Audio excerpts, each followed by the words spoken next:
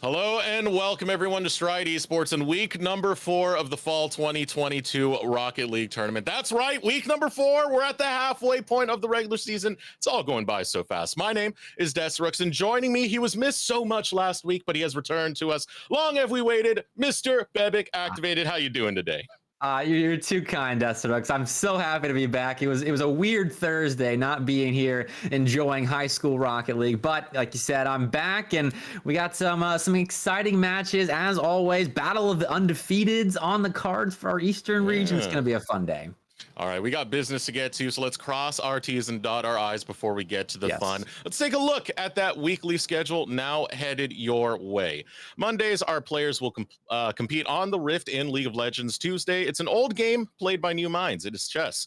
Wednesdays, the storm surrounds our players' showdown in Fortnite. Thursdays is for us and our beautiful faces. It's a Rocket League angle. Finish it off with Fridays, where our players will take their best shot in Valor. Now, I hear you. But Desrux, that's a lot of games. That's a lot of days. I'm not going to remember all that. No worries, friends. Proceed to the bottom right of your screen. There's a glorious purple button that says follow. Hit that and you'll be kept up to date with when we go live. Now on to the day, because we got some banger matches up for you right now.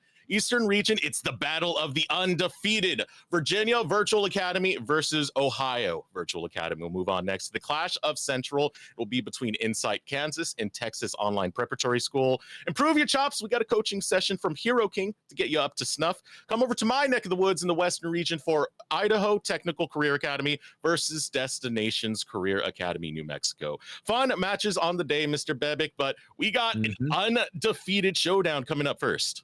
Yes, we do. Both these squads, technically 3-0, couple of buys mixed in there, but they have swept the series that they have won. So these guys are legit. Very excited to watch these players take the pitch because, I mean, the halfway point of the regular season, week 4, this is where you really start to see some differences being made between the top dogs in the regions and the teams that have an outside shot at making playoffs. So wins week 4 and beyond become even more important because you and I talked a lot about how slow start's not the end of the world at the beginning of this regular season, but now is when you start to get to the business end of the regular season and playoffs start to creep up behind you. I mean, both of these teams are in a fantastic place They right now, are. being 3-0 apiece. You know, going into the halfway point of the season 4-0, that's got to feel great because that means at this point you can't go negative. You can only go 4-4 apiece if you end up having a slippery season. Hope that's not going to be the case right there. So it's great starts for both of them. I'm pretty sure these are both teams that are destined for playoffs at this rate. It's definitely going to be a big boost, but only one can come out ahead here. And that's where we start setting up the expectations. Virginia versus Ohio. As you said, there have been a couple of buys here. Now, Right. do you think that impacts too much in terms of gameplay? Do you think that starts to build up a little bit of that rust? I don't think it builds up rust per se, but it definitely isn't as beneficial to have a bye victory than it is a sweeping victory, which is what these teams have on their non-bye weeks. I mean, Virginia Virtual Academy, they're technically 2-0 plus the bye, which makes them 3-0, and then 1-0 is Ohio Virtual Academy. So I would give more credence to the abilities of Virginia Virtual Academy, since they've had that extra series to develop as a team, develop that team chemistry that becomes so important as a season goes along. But Ohio Virtual Academy, they had their one sweeping win. That definitely helps a lot. Team morale's got to be feeling good. You've got that at least one big victory on your side. So we'll see when they take the pitch how they're feeling team-wise. But Virginia Virtual Academy's had that extra series to really get going as a squad. So I give a little bit more to them. You know, and that's a good way to frame it. You know, not rust, but it's chemistry. You got to build that camaraderie. You got to build that teamwork. And we've seen that in work with a lot of other teams, right? We've seen it in the coaching sessions of what we're supposed to do as a dialed, coordinated unit.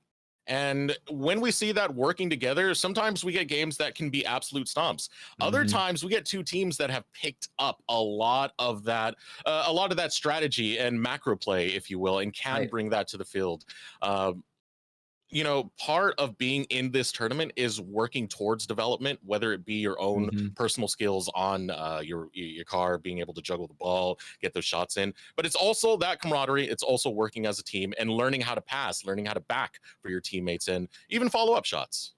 And it's those foundational teamwork skills that are so important in a high school esports league, especially because you're going to go up against teams and players that are very good at the game. We saw a couple of weeks ago, I remember some of those stomps you were just referring to, where the players were just better. They were mechanically better. They could read the game a bit better. The bounces of the ball would take off the side walls and the backboard, all that just a little bit better. But if you have that team chemistry, your rotations are solid on the back lines, then you can put a stop to that a bit better than if you're in the midst of a chaotic rotation where you don't know where your teammates are going to be in the next couple of seconds. And that can lead to a lot of openings that are easily exploited by solid players. But if you got a car in the right spot at the right time, then it's a lot easier to make a save on a hard hit ball than it is if you're rushing back trying to reach out and grab that save before it goes in, which is very difficult to do in Rocket League when you got a striker on the other side that really knows what they're doing.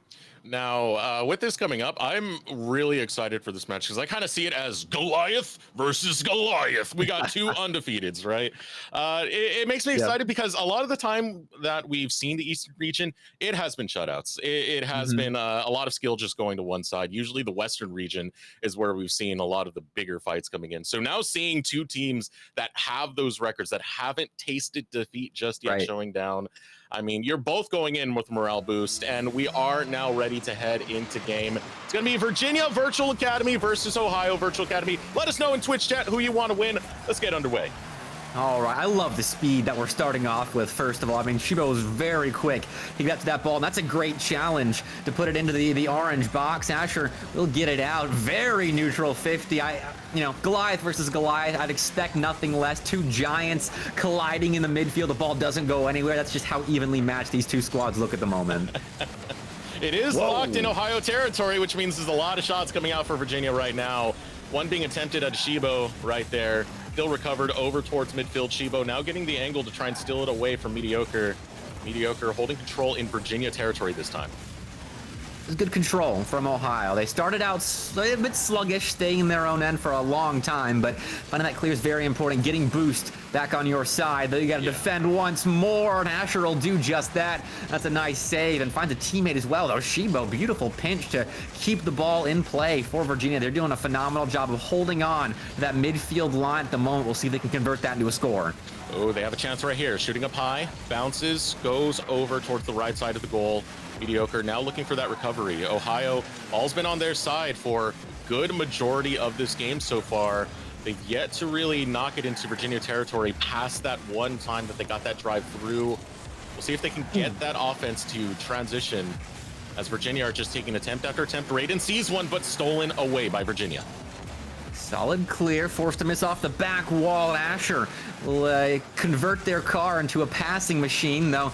Salty shuts it down, takes a shot. It's saved by I'm Mediocre. Didn't look mediocre in that play. I think they're just being a bit humble as it leads to a clearance for their squad. Ohio will get out.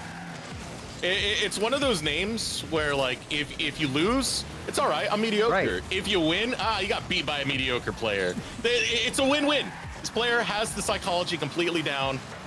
We'll see if they can get the ball in the goal and get that part down as well. Ohio still looking for the recovery, as Zulte still getting a chance to go for a shot, but not quite getting the ball placement required. Defenses have really stepped up here. This is an awkward spot for Raid. Unfortunately, the offense of Virginia, and not quite on the same page right there. I think they would have liked to have a shot on target with Raid such a bad spot alone on their goal line, but the defense of Ohio make it out once again. They are surviving. I don't know if they're thriving just yet, but at the very least, they haven't conceded. You know what? Their defense is doing a fantastic job to stop this constant onslaught that's coming out from Virginia so far. So credit where credit is due. It's just the transition towards offense. That's what we need out of Ohio. We see more of that. Virginia now looking for the push. Control towards center, but gets knocked over. Now looking for a high-end shot here. Shibo gets the pass. Will it go in? Shibo with the first point on the board for Virginia. Shibo, I mean, the pass from Water was absolutely perfect. Got to give credit there, but the shot a little bit off. The dunk, though, on their own shot rebound, that is an absolutely immaculate play. My word, Shibo, that's just the first goal of this series, and they're already pulling out all the stops. A great shot. Many attempts coming out from the Virginia offense, but when it is found with absolute beauty.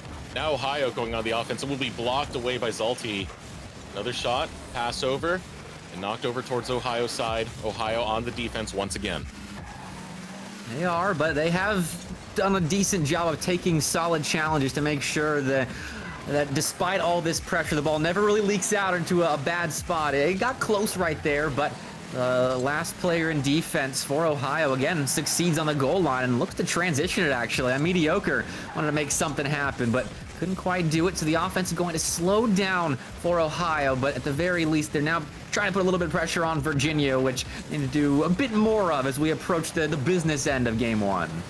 Virginia keeping their fans in the Twitch chat nice and hyped up. Should give them a call out. Now 1 minute remains on the clock. Water looking for the setup. Now the interception comes through from the side of Ohio. Mediocre goes up high, looking for the pass. Two-punch combo, looking for the third strike, but it will not go in. That was a great setup, though. Ohio's getting closer and closer to scoring, though on the other end, I'm Mediocre. Had to make a heroic save on their goal line. Now a miss going to prevent a clear from happening for Ohio. That's a good look for Water, but I'm Mediocre again. Making a double save on the goal line now. 1v1 the other way, raid towards net, but Zulte finds the save, finds a teammate. Virginia, they'll get out. Mediocre is a brick wall trying to break through it. Shibo brought a pickaxe and will tear it down. Second point for Virginia. If I didn't know any better, I would think I was in the booth right now for an RLCS series, because both these teams are putting together some incredible plays in offense and in defense. Shibo especially has been able to cap off two incredible opportunities with two incredible shots on target. Absolutely stepped up and took over game one for their team. And Virginia, I'm pretty certain, going to take this first game. Yeah, this game very handily over towards Virginia. Ball just bouncing around right now, but what a competitive game one to start off. Ohio's defense was on fire, and it took some very clutch shots from Shibo to get this victory. Wow, Well, Shibo has obviously become my player to watch going forward in this series because they were the game changer in game one. That was even. I mean, Ohio's defense did so much work in that game to make sure they had a chance at winning that game from 5 minutes on the clock to triple zeros on the clock. So impressive stuff there outside of them allowing Shibo to just have too much space a couple of times. And those slight errors ended up costing them game one, but Shibo took over that lobby. That was so impressive. It really does tell you the tail of the tape when you see the scoreboard right there. So many shots coming out from the Virginia side. Only Raid was able to get a couple shots in over on Ohio. It was all about defense because the saves are up there for Ohio. We got to see that transition though, right? Yeah, that's the key is finding those 8 saves again on the 9 shots that Virginia put on, but then also getting it to a corner, getting to a teammate with boost that can carry it Shibo-like towards the opponent net and put some real pressure on. That's where Ohio can improve, but if you're Virginia right now, keep doing what you're doing. Keep feeding Shibo because they obviously ate their Wheaties this morning. Yeah, all fed up and ready to go. Water with control. The ball gets stolen away. Ohio trying to turn that offense online. Already first shot comes through.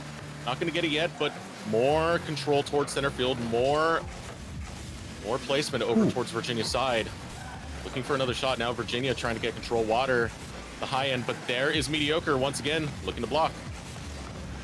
They will. They've got a little bit of boost to make a play happen here, just putting it to that back wall, and that was dangerous through the blue box, and it allowed Ray to step up now and keep the ball in play. Ohio trying to obviously make changes already in game 2. There's a shot on target, or I guess not on target, but it was credited as a shot by the game class. Close enough to do some real work to that defense. Still 0-0 though, but Ohio's really circling.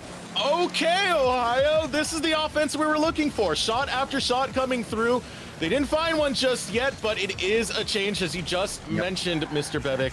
Now Virginia looking for their own chance at offense. Will take the wide angle shot, but it's stolen away. Water, the rebound. We'll give one more tap, but not going to find it. Ohio looking for control. Virginia starting to gain confidence, though. They're taking some aggressive rotations at the moment. 2 players committing there. One was supposed to be the last player in rotation, but they're confident enough that they will win challenges well enough so that there's no quick punish from Ohio. And that could get dangerous if Ohio doesn't find those gaps in the midfield that are left open because of that offensive aggression from Virginia. So we'll see if they do end up capitalizing on any ill-advised stays in the orange end, but so far Virginia is doing well. Ohio, do not wait for Virginia to take a shot. They are quickly there to challenge the shot, but you can't challenge Shibo. Shibo breaks through that defense once again to get Virginia on the board. 3 points in this series, all of them coming from Shibo. And I don't know if you noticed that there, but Shibo hit the ball. It took a skip off of, I couldn't quite tell which orange car that was, but one of the orange cars in defense kind of redirected that ball towards the goal, and it was 91-mile-an-hour shot. That one not exactly 91 miles an hour, but still very close again. Ohio, they're putting hard balls on target, and that's a great progression, but not quite in the back of the net. It's right there, so close. The ball placement almost flush. Now another one from up high. Mediocre will be the one to do it. The man is a brick wall, while can show up when you need someone to dunk it in. Well, that was too much space given the other way. I'm Mediocre, took the ball into the air, and there was not a defender there fast enough to stop that play. Beautifully done, Ohio on the board, and we are seeing a battle obviously developing between 2 giant teams, but Shibo and I'm Mediocre, 2 giant players on the pitch right now, doing a great job of stepping up in a leadership role for their team, and here's I'm Mediocre again, just a bit off target. A little bit too high right there, off the crossbar, will not bounce in. Now Ohio backing up. Shibo taking another shot right here for the challenge. Breaks through on the demo to top it off. I'm Mediocre, did a great job shadowing this play, trying to read where Shibo was going to go with it, but just got straight up beaten. I mean, that's just a play. You tip your cap to the offensive player in Shibo and you say, you got me. And Virginia's gotten themselves back in the lead, half a game left. No, it was a good adjustment coming out from Ohio. They still got themselves on the board. Now looking to tie this one up. A shot comes in, but Shibo will find the block. Asher with recovery. Mediocre in the back pocket. Ball goes a little bit too far, but boost is right there for Mediocre to be grabbed, consumed, recovered, and try and grant Ohio a position to get in once again. Going for the goal, Salty with the long range shot from center. I don't know if that was on target. I think Salty put a hard shot towards net and the defense kind of panicked. That was close. Oh, I can't blame Raid for going that whatsoever, but unfortunately put it in the back of their own nets, and now down by 2. Virginia really has Ohio in a good spot where they can run away with game 2. Ohio's got to change that. Ohio looking to change things up. They started very well in this game number 2. Now continuing with that offense.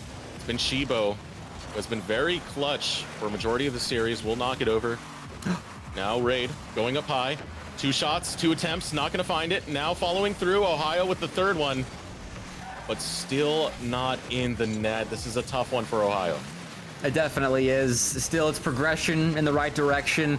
If this scoreline holds and they have to reverse sweep, I might put some stock in it, because they've looked pretty good in this game. Just have gotten beaten a couple of times with a couple of plays that Virginia was able to do more with than the Ohio defense. So the positives are there, Deserux. I have faith in Ohio, and they've got a minute left to show me why I've got that faith here in game 2, but they got to get out of defense and stay in that offensive end. All right, staying true to the Ohio squad. It's Mr. Bebic. Put our hopes out there in Twitch chat. If you want them to make a comeback, let them know. Come on. Knocking over towards Virginia's territory. Gonna be Zalty trying to recover the ball, gets the boost on top of it. Raid challenging Zalty, knocks it over towards the left side. Mediocre with the recovery. Has a chance, going for the long shot here, but blocked away by Shibo. Another good opportunity, just couldn't quite find that perfect shot on target, but Ohio with possession here, they can do something in the final 30 seconds. I'm Mediocre, star player so far for Ohio, putting it center, looking for a bump. No contact made with any blue defenders, but Asher will keep it in play. The midfield line passes to Raid, shot too high. The rebound from I'm Mediocre just a little bit off again, and that is the story of game 2 for Ohio, just a little bit off. So many moments where they could have had those goals in, but just off by centimeters. It's going to result in another Virginia victory. The ball hits the ground. Now match point for Virginia. Quiet display coming out, and even Zalty getting on the board this time. Right, that was a good step-up moment for someone other than Shibo, so nicely done, Zalty. And they scored a goal without technically putting a shot on target, because it redirected off of Raid's car, so they had infinite shooting percentage that game. Nicely done. I love that stat from you. As the story was much different in this game too, as we do look at that scoreboard. I mean, it's only 1 save compared to the, what was it, 8 that we saw last time coming out from Ohio. That means Ohio had a much better offense coming into this one. They did get that goal in, but once Shibo was able to punch through, once Zalty got that very long range shot, that is what got Virginia back into the lead. If Ohio had scored every goal that they put off the post or the crossbar, I think that game would have ended 5-1 or 5-3 rather in favor of Ohio. So all they got to do is put some more accurate shots on target, and that's an easy fix. I mean, a lot easier said than done. I'm sitting up here in the booth right now, but like, you know, if they just upgrade their shooting accuracy a little bit, games are theirs.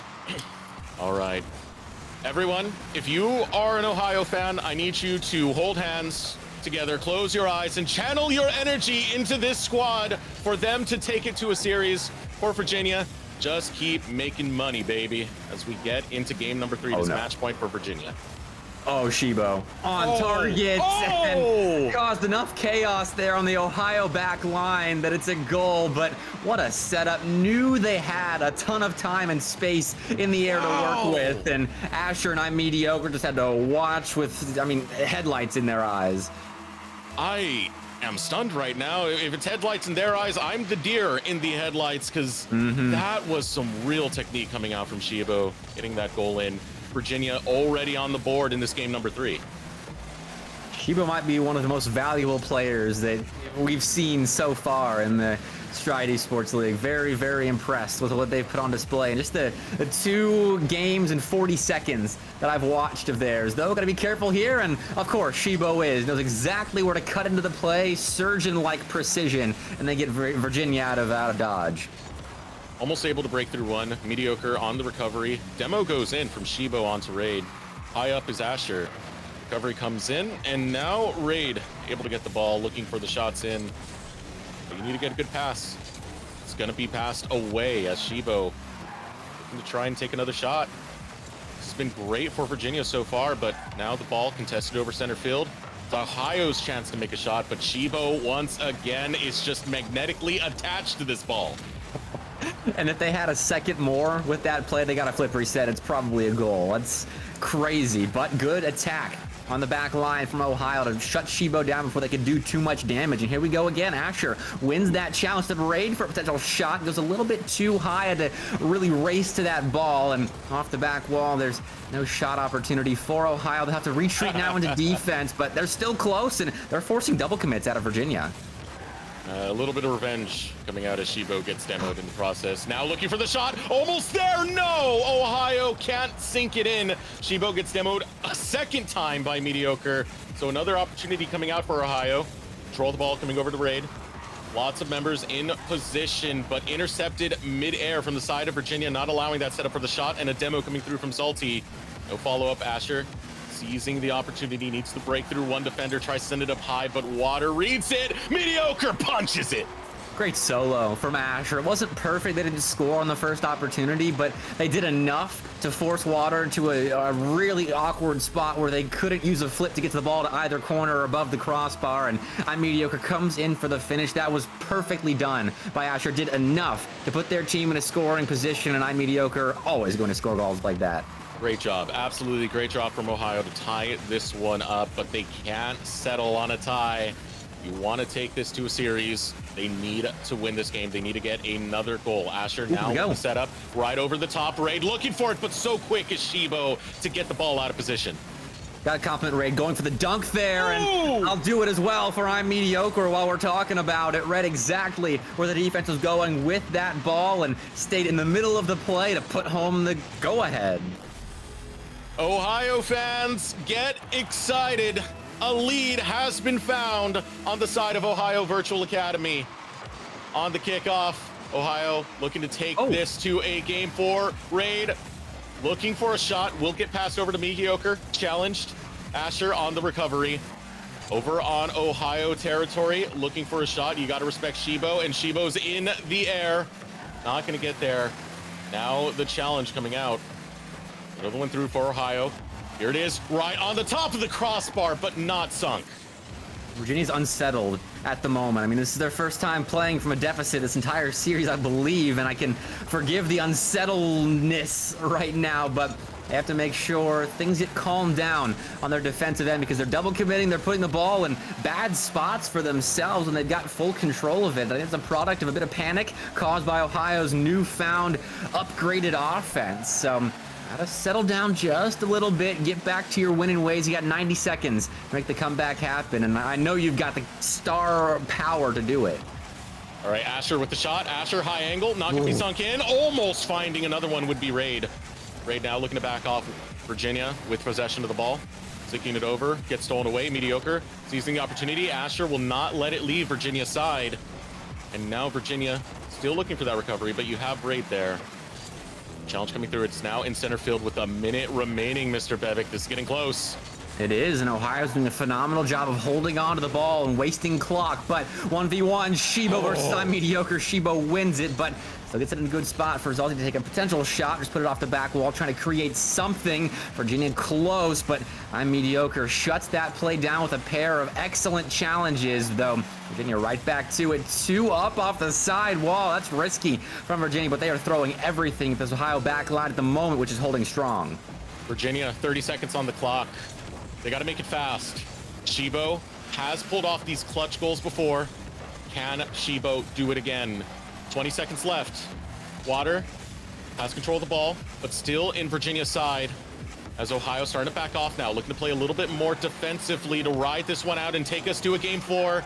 7 seconds, still in Virginia territory. The interception almost going in for the long shot. The ball just needs to hit the floor for Ohio to feel comfy and stand in game number 4.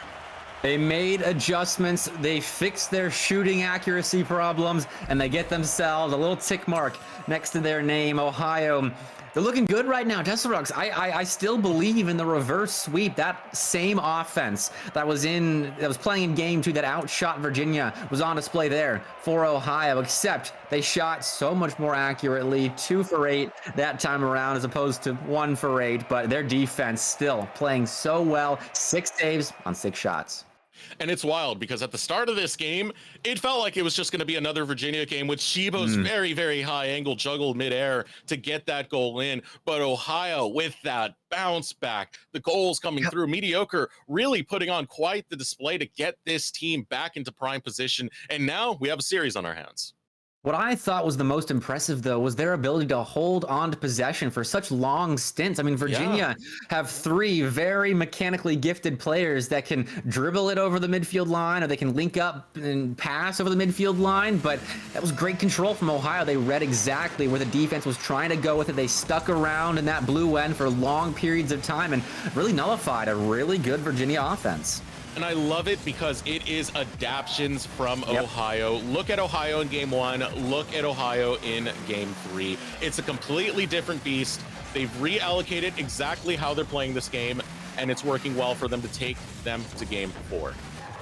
Undefeated for a reason, Desirux. Both these teams undefeated for a reason, and now we've seen both sides of that coin. And, well, 30 seconds in, it's Ohio ball. All right, Ohio possession over towards Virginia territory. But far away from goal it is. Asher passes over to Raid. Raid getting recovery, but has to break through 3. Only breaking through 2. Water in the air, gets the recovery. But again, Ohio, the offense from Ohio will not allow this ball to leave Virginia's side. Almost going for a shot. Water, a strong touch, and Raid played it patient. And that'll be enough for Mediocre to turn on the ball with Boost in the tank. Got it towards Raid, but they couldn't quite make contact. Shibo dodges a demo, but doesn't dodge Asher, who advanced right there to keep the ball in play. And we have been, I think we spent the last 45 seconds in the blue end. This is getting worse and worse for Virginia. They have to really settle down and focus on how to break out a defense as a team, but Mediocre not too keen on letting that happen. And Mediocre did that on Shibo. That's got to feel good right there, because these are 2 players who have been at the top of their squads, putting on great performances. Mediocre showing up. All right. Ohio they fired a warning shot. I'm impressed with their impressive display of adjustment. Still going, but they're going to give one up off kickoff. What a shot by Shibo. You gotta love it. Mediocre puts one in, and Shibo says, I can do that too. Launches it past Raid, and now we are tied up in game number 4, Mr. Bennett. That's what stars do. They find goals when their team needs it the most, and that one was a much-needed goal because Ohio was really forcing a bad wound onto that Virginia defense, and Shibo closed it up. But now this is starting to put questions for me, because the last 2 goals that we've seen from Virginia have been off of early kickoffs and, utilizing the fact that there's a lot of chaos in positioning for those early stages. We haven't seen it just be a pure offense just yet. No, and I mean, they've gotten themselves the 2-game advantage now down to just a 1-game advantage, so they can maybe win this series off of non-setup plays off those kickoffs, but they gotta keep the defense solid, and that has not been the case for the last 5 minutes of gameplay, and that's an example of another instance where Ohio just broke them down with ease. And this time, Raid will be the one to sink in the goal. That little splash right there, feeling great as Ohio takes a lead in game number 4 and trying to make that reality come true of the reverse sweep. Starting off in their own end, Mediocre. A good-looking carry the other way. Little bit too strong on the initial touch, and Virginia will find it clear, but doesn't even get past the midfield line. Raid in for a potential 3rd. And Ohio right back to controlling possession so nicely and making sure these clears are null. Virginia trying really hard right now to block, but Mediocre will find the perfect ball placement to sink this one in. Look at this shot from downtown. Sunk. An uncharacteristic mistouch from Shiba. I don't know if that was just a product of them not quite getting the ball in time or if they just accidentally got 2 underneath it, but either way, they were back close enough to making a play, but still, Zalti got pulled out and Water got beat, and Ohio is continuing to make plays in that center third. I'm starstruck right now. I feel like I'm witnessing one of the better games that we've seen in terms of competitive matching. Yes. Both of these teams are very much on a similar level of each other, and it has been a wild ride. So we are in game number 4. Shibo looking for a shot off the side, gets interfered with. Raid able to block that ball placement. You're so impressed with the micro games of both these teams. It's so impressive, the small things that they're doing, which is so hard to learn at the high school level. So kudos to both rosters for doing the small stuff right here, and Ohio especially for doing it in the midfield third, making those adjustments, and now with a 2-goal lead, trying to extend it. Virginia, I want to see you step up now. Use some of those mechanics. Yeah. Find each other in the midfield, just in your back third, to try and pass out of defense, because that has been lacking. It's given a lot of opportunities the other way. Now Shibo, so many times has found that goal. Almost water follows through. Simple 2-punch combo will get Virginia 1 point away from tying up. Beautifully done. Every Shibo play off the ceiling, Deserux, just gets me excited, because I don't know if it's going to be a goal or a great pass or a great save out of the defense. I mean, whenever Shibo has some space to work with, they make beautiful Rocket League happen. Virginia is not out. They want this to end in game number 4. They don't want the reverse sweep scenario, so they're still fighting, but Ohio are the ones making the shots. Another one comes in, Raid looking for the setup. Just dangling right above that goalpost, but no one finding the angle to go for another one. Demo comes through, Mediocre takes down Shibo, and possession is still over towards Ohio. Another shot off the top, another shot, but off the side. 40 seconds left, and Virginia has to do a lot of work to find the equalizer, because as it stands, they're sitting on just 5 shots to the 9 that Ohio have put on, and they need to let loose an avalanche of opportunities on target if they are going to come back in this game 4, prevent the game 5 from even happening, get us to overtime at least, make it even tighter. But they got to do a lot of work, Deserux. Well, this is the player that has put in a lot of that work. That is Shibo, trying to get control of the ball, but right away, Ohio not allowing that. Raid setting up the shot, but blocked away. Zalti prime positioning with 5 seconds left on the clock. Is all up to Virginia to try and take this into overtime.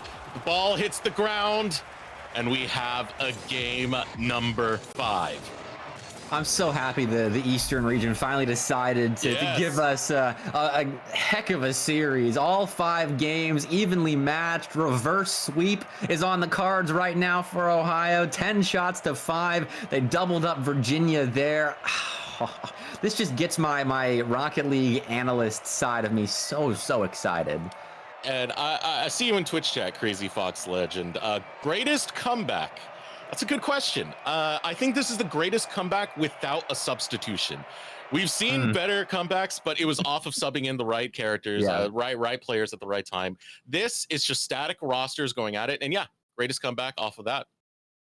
Honestly, this might be the best series we've seen, regardless of the comeback. The comeback is the greatest comeback as well, but I'm so impressed right now. I don't know how much more I can talk about it. I want this game 5 to get underway so I can break down more epic goals, because that's all these 2 teams score. Even the goals that they score from their own defensive end are well set up and well executed. This one off the kickoff, it'll go posting in. I gotta see this one again. Are you kidding, Mediocre? Off the kickoff. Oh, beautiful, beautiful. Just off the side of that crossbar. Perfect angle for it to get knocked in, and Ohio will start game 5 with the lead. And it was Shibo that made that critical mistake there on the kickoff, so they got to shake it off, make sure it doesn't affect their mental. And who am I kidding? Who am I kidding? It's Shibo we're talking about. That's the rebound of a century. Everyone in Twitch chat, this is a tied game in a tied series. If you are Ohio fan, if you are a Virginia fan, let them know it doesn't get much more tense than this. These are high schoolers as well, putting together some of the best Rocket League I've seen in a long time, and they're not done yet. Shibo has more to say about how this series may or may not end. Center ball, water's up, but so was Asher. That Ohio defense that was so highly touted by us the first couple of games, back out on display, but we're going to do it again. No, it's a little bit of miscommunication, and now a 1v1 the other way. Raid a nice flick on target. Went for the demo onto water, but didn't quite connect. Yeah, flick a little bit high. Water still gets the recovery on the ball, but it is the offense of Ohio that we are talking about right now that has possession in Virginia territory. Block coming out. Asher unable to scoot forward, so it's going to be Shivo recovering the ball. Has a chance to go for a shot, but Raid, the faster, intercepts. Just a minute has passed. Still tied up. Shivo in for a shot, but met by I'm mediocre. That's the battle that has been waging on all 5 games we've seen. Comes Water for a challenge, but they come up dry. Zalty has 2 to contend with on the near post, but they'll do well enough to get it to Shivo, though. Putting it center, there's only orange cars in the area, and Ohio find their way out. 3 minutes, 40 seconds is going to feel like an eternity, Mr. Bebic. Right. Especially when we're this side. Oh, Salty with the flick! Long-range shot coming through! Gotta take another look at that one. Carefully takes their time with it, gets it past Asher. That was absolutely nasty. Wow, I'm with the defense right there. I would have been diving in as well, not thinking they were going to get that perfect of a flick off. I mean, we were slowing things down, about to make a point about something, and then Zalton just comes in with that incredible play. Almost did it again. If they had a lick more a boost, that's a goal, but Ohio could be thinking their lucky stars. They find it clear, and now potentially an open net. I'm mediocre. Center ball raids there, but the open net opportunity was closed down by a quickly rotating back Virginia team. Virginia trying so hard to play spoiler to this reverse sweep that Ohio is attempting already with the lead right now, thanks to Zalty. 3 minutes still left on this clock. Another shot coming through. It is in Ohio territory, something we haven't been familiar with in the last couple of games. No. And now getting refamiliarized with Virginia as Ohio go on the offense once again. Now Water intercepts the ball, goes for another shot, but blocked away by Raid. Good save, good beat by Raid. Now giving the ball into their star player's hands. I'm mediocre, runs out of boost, will not nab that corner. Unfortunate misgrab there. So Zalty, a chance to break out. They need Water's help, but that is perfect. This is what I was talking about. Virginia weaving a web of passes to work their way out of defense, and chances like that, Water was up, but the defense, again, just a little bit faster to find their way out and keep this a 1-goal game. Shivo taking the ball out of that center point right there. It's always so scary when you have the ball just floating above your goalpost. You never know when that shot is going to come through. Zalty delivering over to Ohio. Shivo steals it away from Asher. Now with Raid. Mediocre. Looking for the challenge. Water to be the victor on that one, but follow through from Asher. And if it's 5 left, Virginia still have a lead. It's just being lobbed back and forth between these 2 teams. That obviously favors Virginia with them in control of the game right now, at least scoreboard-wise. We could see a quick play develop. This time it's a quick play developing for Virginia. See what they can do with it. Shivo nabbed some boost in the corner. Zalty bailed out right there. I think because Shivo was moving forward, a little aggressive, but Virginia has regained control of that center line, so I can forgive a little bit of aggression, but they couldn't put that shot home and will stay at a 1-goal game. This is intense. This is completely intense right now. Looking for the steal. It's Virginia's offense that's coming online. They are pushing this ball into Ohio territory. Now looking to push it into the goal. Stolen away. Mediocre gets the block, but another shot comes in. Asher there to recover. Virginia, shot after shot after shot. They're turning this completely around on Ohio. Oh, Shivo, what a stop. No, okay, they couldn't win the second challenge, so they will have to retreat to defense. Raid almost snuck it around the last player there of Virginia. Under a minute left. Oh, my word. Back and forth. The net's open, though, Ohio. A critical mistake at a critical point in game 5. 3-1 VA.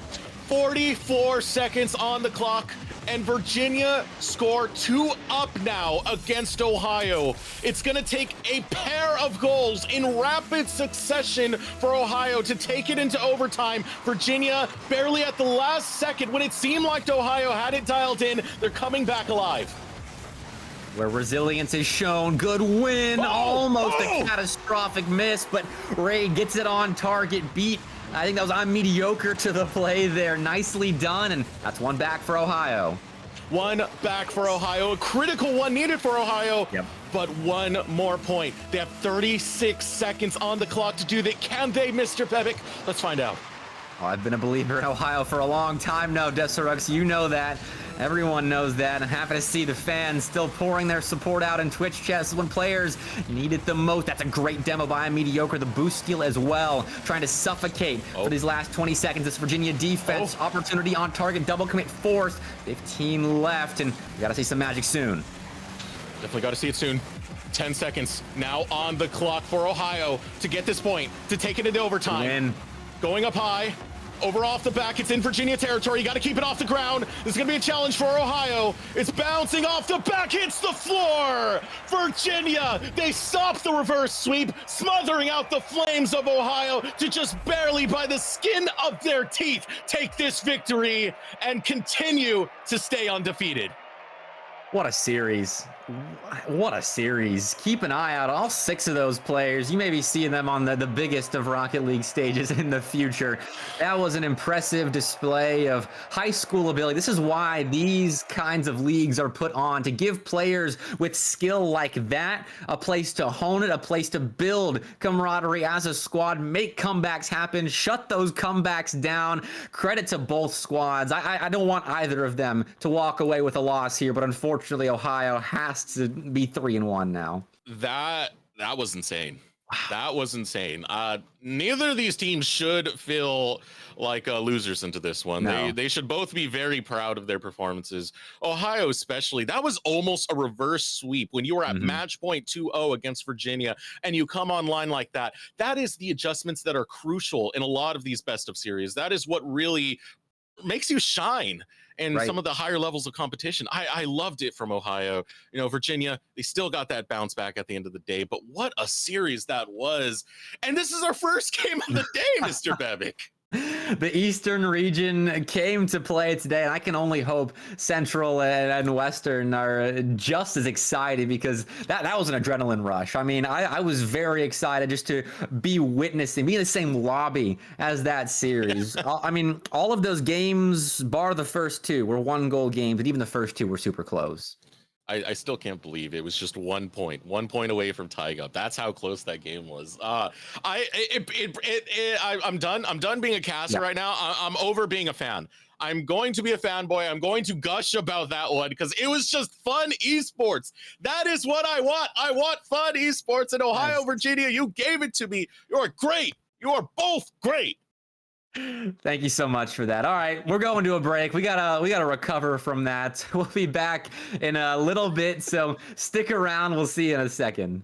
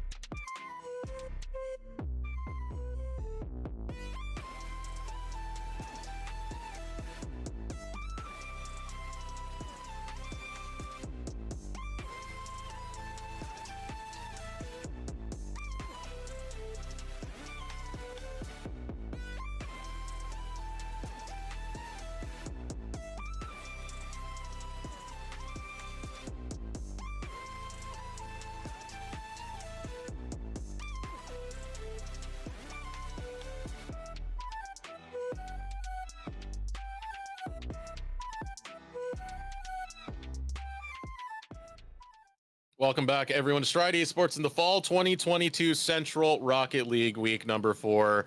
How in the world is this next series gonna hold up to what we just witnessed, Mr. Bebic? That was a banger. Central, he's got to pull some punches. They definitely do. They have a large pair of shoes to fill with how entertaining that Eastern series was. But I have full faith in Inside Kansas and the Texas Online Preparatory School Deserucks. They're not exactly undefeated, but still battle the Titans. I mean, the middle of the pack is the fiercest place in the standings at this point in the season. Yeah. This is where you're going to get the teams that are the most hungry, right? Yes. The ones that are dying for wins, that need to climb that ladder as fast as possible to make that late season run. So both Insight, Kansas, and Texas Online Preparatory School meeting across from each other. Only one can come out victorious and continue their run. We'll see what is going to happen onto this one, because I'm definitely pretty interested in this matchup, Inside Kansas and Texas Online Preparatory School. It is the middle of the pack standings that usually interest me the most, because it's a lot of fun watching undefeateds go at it. But when it's the teams that are super hungry at this point to get to playoffs, that's when you see some big plays come out, which we saw a lot of in the last series, don't get me wrong, but you need some craftiness to separate yourself from the bottom of the pack. And we were talking about earlier, this is the halfway point in the season. You want to really start making some strides towards that playoff run that you're trying to put together, because you only got 4 weeks left after this one to really put together your squad and go into playoffs as that final form. I mean, with this match coming up, you definitely want to see a lot of what we saw last match. That is what we're looking for when it comes to the competitive aspect of Rocket League. If you lose, you change up your strategy and you find a different way to approach the game to try and take those dubs. That last series was a great showing of that. Hopefully we can get more of this. And even if not that, we did mention something during the series. We had a team that had subs before that swapped out a team to try and find that synergy and try and get the players playing with each other as much as possible for that camaraderie. That could be another avenue you can take towards adaptation when it comes to these series. And with substitutes as well, it's great to have that rotation possibilities to get players experience and experiment with different lineups. And especially at the high school esports level, where you're going to have players graduating every year, you want to make sure everyone gets that experience as early on as possible so they can develop as a player, they can develop their connections with one another to make sure those passing plays connect, but also the comms stay positive. You always need a leader on your roster, and being a leader is a whole lot easier when you're friends with your teammates, so you can just be like, hey, I think we should work on this, or we should adjust this, without fear of criticism or anything like that. And that's where being a team comes into play, where you know your squad mates and you can just bounce ideas off one another and make those mid-series adjustments to full effect. And we need not just that from the teams, we need something from the Twitch chat as well, and that is the hype brought for our teams to cheer these teams on in Twitch chat. Again, the matchup Inside Kansas. If you're a fan, let them know. Texas Online Preparatory School, same exact situation. Be sure to shout for these teams, because honestly, that support can go a long way. I've seen interviews with players before in the pro scene, different esports titles, and how much that can really liven you, like bolster your morale to feel like, I am meant for this. I am ready to play. I mean, I remember playing in community leagues on a much smaller scale than this, and looking over at Twitch chat mid-series and seeing my friends supporting me there, and it helps. I mean, yeah, exactly. That's what it is, and that makes me feel so good. It boosts my ability in-game, because when you're happy playing a video game, you play a lot better. I mean, obviously being locked in focus is one thing, but you got to stay positive as well, because once you start getting down, discouraged, that's when more and more mistakes keep piling on one another, and if you don't break that chain, you're just going to end up tilting yourself, and it's very difficult to play a solid competitive game when you're out of your mind, you're not focused any longer. It's difficult to play frustrated. All right, Texas right now is shouting out in the Twitch chat for the squad. Inside Kansas, don't be showing up. Don't be showing up. Be sure to give some love and support for the squad. It can't just be one way. I know we got fans on both sides. And yeah, of course, that really does play into it. Of course, not just that, but giving you that mentality of feeling like you are the person. You almost have to give yourself a little bit of a faux ego, if you will, when it comes to these games. Right. Just showing up and being like, yeah, I can do this. Yeah, I can sink it in. It doesn't matter if you can or cannot. You have to have that mentality that you are a winner. Having an ego is a good thing in the sense of just being confident of yourself. Obviously, you don't want to get too confident because then it goes to the other side of the horseshoe. Right? Yeah, and that's where you don't want to be with too much of an ego, and the mistakes really hurt even more when you're way too overconfident, get that inflated head. But it is good to be confident in yourself. And I mean, right now, Tops should be the more confident of the two teams. They're coming into this with the advantage with the amount of Twitch chat support that I'm seeing right now inside Kansas has to step it up, but credit to the fans showing up this early while we're still waiting to get everyone in the lobby. Texas is a big state, lots of fans to pull from. So online, Texas Online Preparatory School got a lot when it comes to the gas tank there for viewership and fans to cheer them on. Inside Kansas, I'm still waiting for those Inside Kansas fans. If no one's going to cheer in Twitch chat, I will be the one to cheer for them. I go too. You know, no place like home. I watched The Wizard of Oz. That's all I really got for Kansas. I'm sorry, but I will still cheer for you nonetheless. As we are, there we go, Mr. Pep. Oh, that's you. I almost got it past that is fine. That is fine. We got the cheers going. Almost ready to get onto the game right now. Again, this is Inside Kansas versus Texas Online Preparatory School. We're headed towards the mid-season. After this, we are past the halfway point. 4 more weeks of play before we head into the playoffs. So every win definitely means so much. Definitely. And Inside Kansas, I mean, they may not be winning the Twitch chat battle right now, but they are at least 500 on the season. They're 2-2 right now.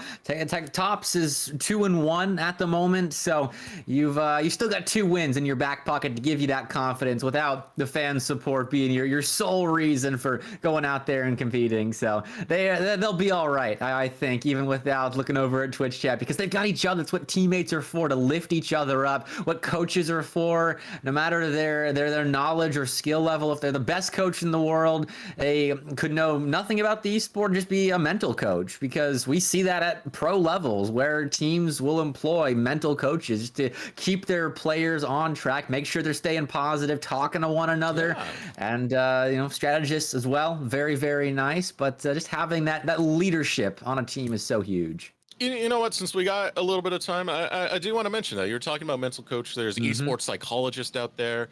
Yeah, I do commentate a lot of the collegiate scene and what's going on there. And I know a player from the League of Legends scene named Zyle. This player plays really well in the jungle, plays for Harrisburg. But the thing about him is, despite all this play that he's doing at a very high level, he doesn't want to be a pro player. And that's okay. That's completely okay. You know, if you don't want to be in pro play, there are so many different avenues in esports to find a career. We're finally ready to head into the match now. Inside Kansas, I'm sorry, Texas Online Preparatory School, 2 in battle.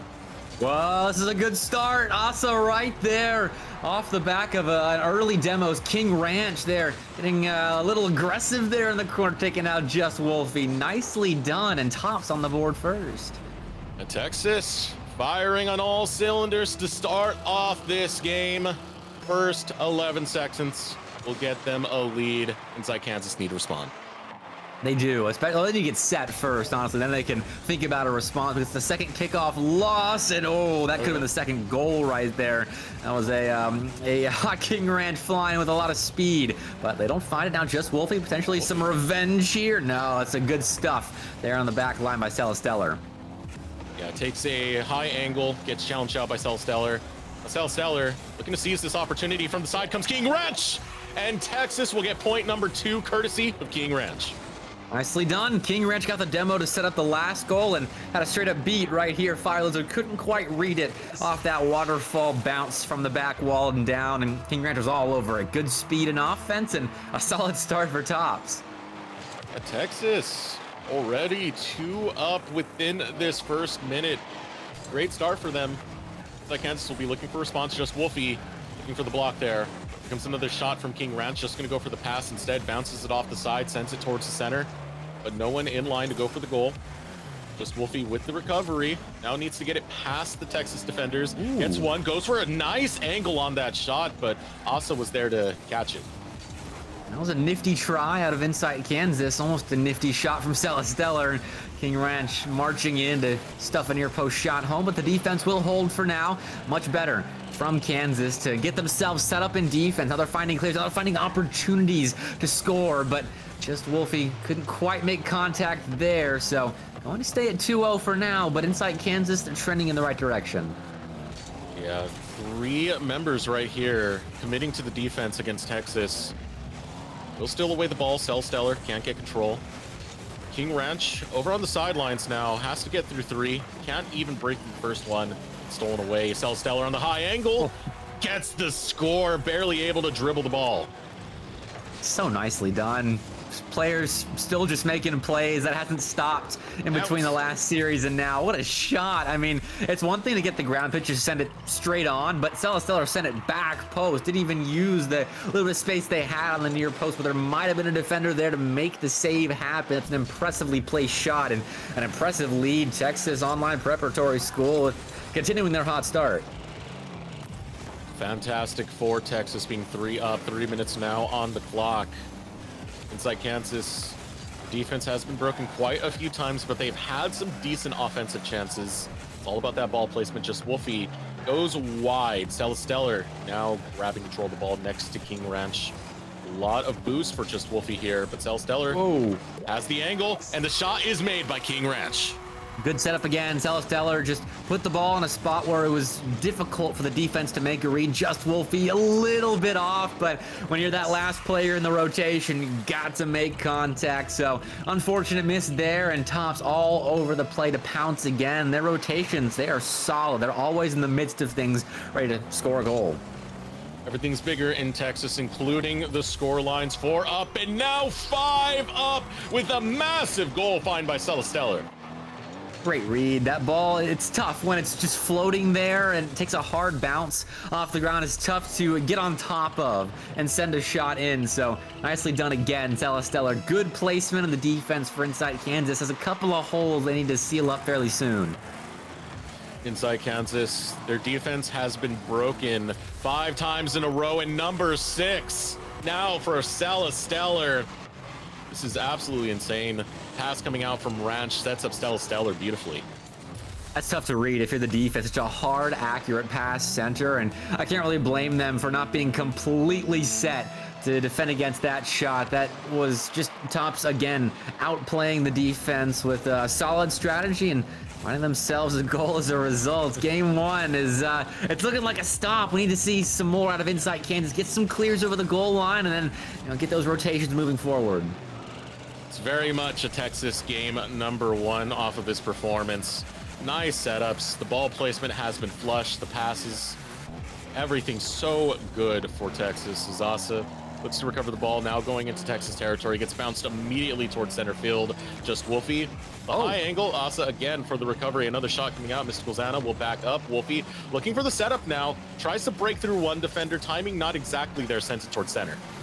So close, but that means Inside Kansas has found their way out. They're finding opportunities on it. I didn't expect it to be that short of a window between my commenting on it and them actually doing it. That's great from Just Wolfie, creating space for their team to work with, but unable to move forward. King Ranch, no double there. Unfortunate bounce. Stellar looking for the double. They've got the read, stuck with the play, and scored the 7th. Stellar!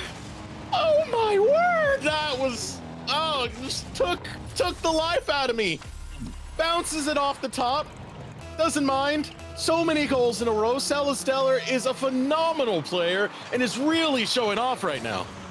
Wow. One more. Asa. That's the style point for Stellar's last goal. It was so pretty. The Rocket League gods decided to give him a second. I can't right now. I just can't with a lot of these shots coming out from Texas. They are absolutely beautiful. And now with this next kickoff, there's 1:15 left on the clock. It's all about figuring what you need to do for this next game for Inside Kansas. Well, you got to stop Stellar, and Stellar didn't have the read, so they'll put a stop to their own play, but transition this clear into an opportunity, and Mystical Zana did confuse that last defender and found a way to score in transition. All right, Insight Kansas, they are on the board. It's not just going to be the clean sweep. All found by Mystical Xana early on. That is what we need more of of this squad in game number 2. All right, at least one on the board. That's such a burden off your shoulders, that first goal, because going into game 2 with a 0 on the scoreboard next to your name is something I'll talk about in a second. But King Ranch, all by themselves-ish, got all the touches themselves, but had a little help along the way. That's a beautiful dunk. Texas right now is instilling fear to the rest of the central region, putting on this display against Insight Kansas in game number 1. Kickoff now underway. Just Wolfie with the recovery. Full boost to work with. Sees an open net, but King Ranch getting in position. Kind of goes a little bit too far there. That allows Celesteller an opportunity to go for a shot. Just bounces it over towards the side, grabs the boost. Asa in the back pocket. Ooh, another good beat, just Wolfie, but no one there to collect in time. Celesteller didn't find the beat, so there won't be a 10th goal just yet. The Insight Kansas defense is starting to solidify, and it needs to mean more clears, though that's a little bit of a mistake. They tried to throw everything at the transition to score a second before game 2. Multiple goals from every single member of Texas, multiple shots. This is a performance. 22 seconds on the clock in this game number 1. Texas are just waiting for that timer. They are. Game 2 is right around the bend. At this point, I think both teams are all right with that. The Texas want one more. Celesteller gets it. 11th goal. Oh my, tops. You're kidding me. This is the action cam. A beautiful pass to Celesteller. Breaks the defender over the top. Brutal stuff. 11-1 Texas. Celesteller, this is a player you got to watch out for. 11 scores on 14 shots. Celesteller's got a Texas-sized hat trick and 5 goals, and then Asa and King Ranch just got regular-sized hat tricks. Impressive display in game 1 out of top, so we got to see a little bit more of Insight Kansas in game 2. We got to see what they show for us. Yeah, they were able to get that goal in, which made this right. Not just a clean sweep, so they got some offense to work with here. Thing is, their defense was broken time and time again by this squad of Texas. All really led by Celesteller. I mean, 5 goals, 6 shots, and then Asa and King Ranch 3 goals on 4 shots apiece. That's efficiency, and that's something that's difficult to combat, especially when 5 of those 11 shots assisted. The passes were pristine. Insight Kansas has a very difficult task ahead of them. I'll say that much. But I just got to highlight Celesteller because that was stellar play, to say the least. That was absolutely phenomenal. 6 shots, 5 goals, 2 assists. Was on fire that entire game. Some of the best blocks, some of the best all-around play. You know, leading the squad with Asa and King Ranch, who were also putting in goals on top of that. It was phenomenal for Texas, but Celesteller is the player that I am looking at with my eyes bulging.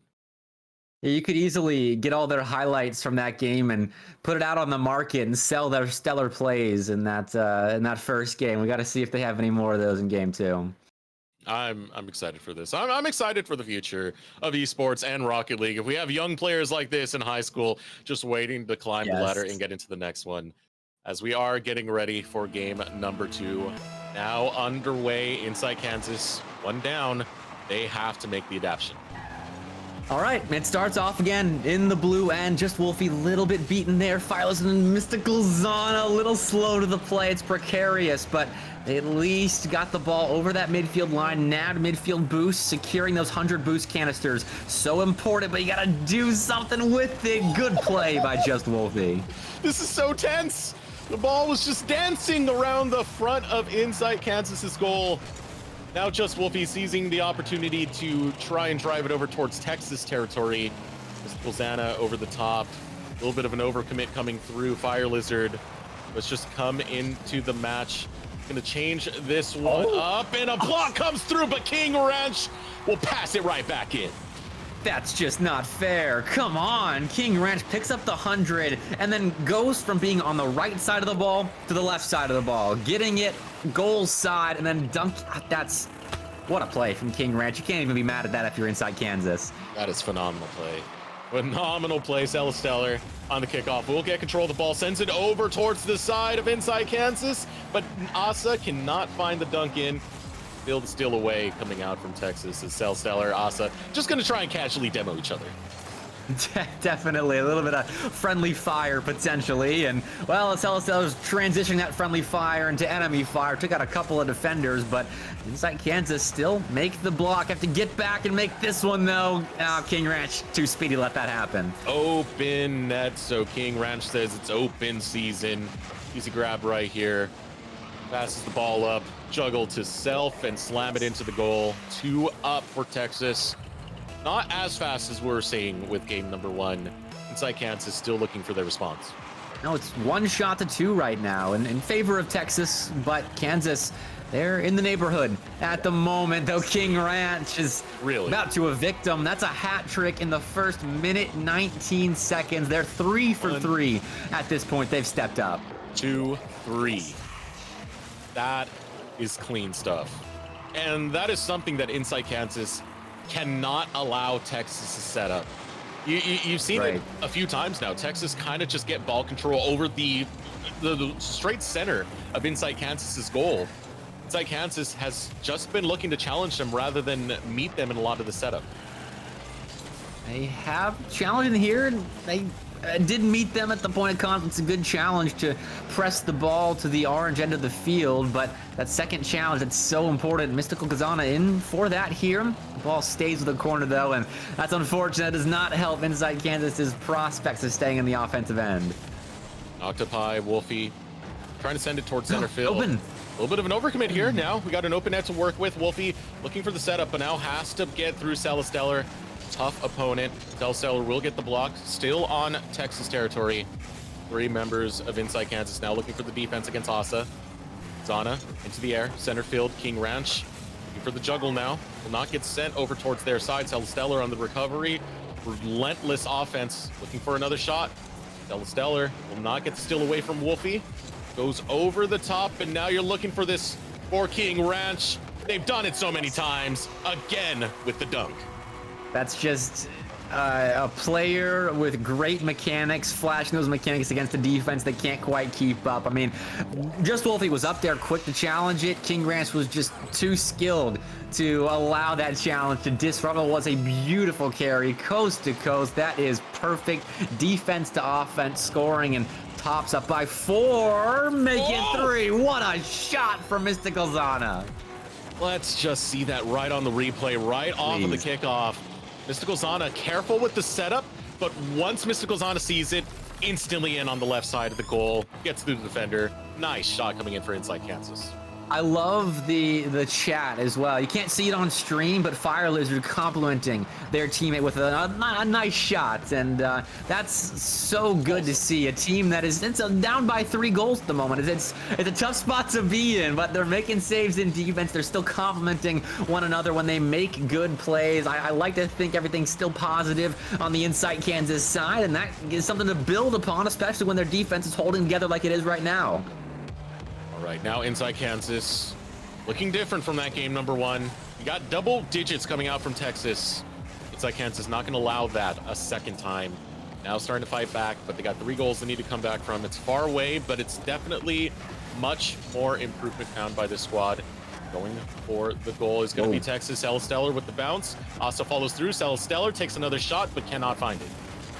Close though, and yeah, a little nervous if you're a Kansas fan. Mystical Zana, just Wolfie. Good defense. Stellar didn't make the read because of all the blue cars that were flying around right there, making things confusing, but they still need to clear. There's 80 seconds left to make this comeback happen, but they've been playing a lot of defense. Though solid defense for the time being. It's defense nonetheless, and they can't score 3 if they're just on their back end. It is so close to going in, but the defense is found by Inside Kansas to block the ball. Now can they transfer that to offense? Get some goals on the board. King Ranch gonna go for the shot. Pass to Stellar. It is textbook from Texas. That's all it took, was one well-executed passing play, and there's the goal that Tops has been searching for the last minute or so. Beautifully done. Stellar is just a shooter right now. They've got their shooting boots on. That's 5 goals for Tops, and Stellar actually only 1. It was King Ranch that scored the majority of them, but that's a dynamic duo that is very deadly at the moment. With the block coming out, Someone else who has had their shooting boots on has been Mystical Zana.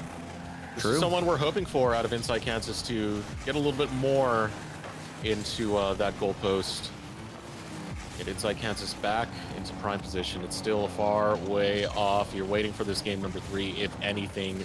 Texas, however, playing with the food right here. Knock over towards Texas' side. Stellar there, as well as King Ranch to get the block. Ball goes up high towards center field. Now looking for another shot, but Wolfie will recover. They will, and grab 100 boost as well to try and clear the zone, but they can't make the read on that Asa shot. Nicely done again, Tops. When there's a mistake made in the defensive end, they're all over. They're ready to jump into that blue box and place the ball wherever they have to. The accuracy has been there throughout the last couple of games, save for a couple minutes in this one where the shots were a little bit off, but they're getting the job done, Tops is, and 6-1, maybe the final score here, maybe one more with King Ranch behind the play. King Ranch goes up high, 8 seconds on the clock, and the slam down will get you point number 7.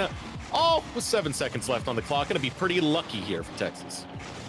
King Ranch got credit for that. I thought that was a pass to Stellar. Everything they set up can be a pass, can be a shot. It's so difficult to play defense against a team like that that just keeps you guessing the whole time that they're moving towards your net.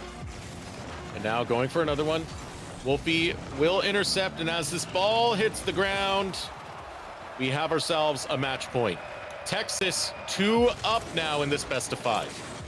Brazil in game 2. The score came down. I mean, it was 11 in game 1, now 4 for Tops in game 2. So Inside Kansas, better job in defense, but they got to trim that margin even more in game 3 if they're going to stay alive. And that starts with just finding a way to get clears that turn into extended stays in that orange end, which is very difficult to do with players like King Ranch, like Stellar on the opposite side. They can just take the ball and do so much destruction with it. Their coordination as a squad is one of the most magnificent things I've seen from any of these teams within Stride. Just being able to pass to each other, to set up each other's goals. That is so priceless, and it makes it so hard to read as well, because for a lot of teams, especially when you're newer in Rocket League, you're only focused on the ball. You're not focused on the other defender who's setting up for that shot.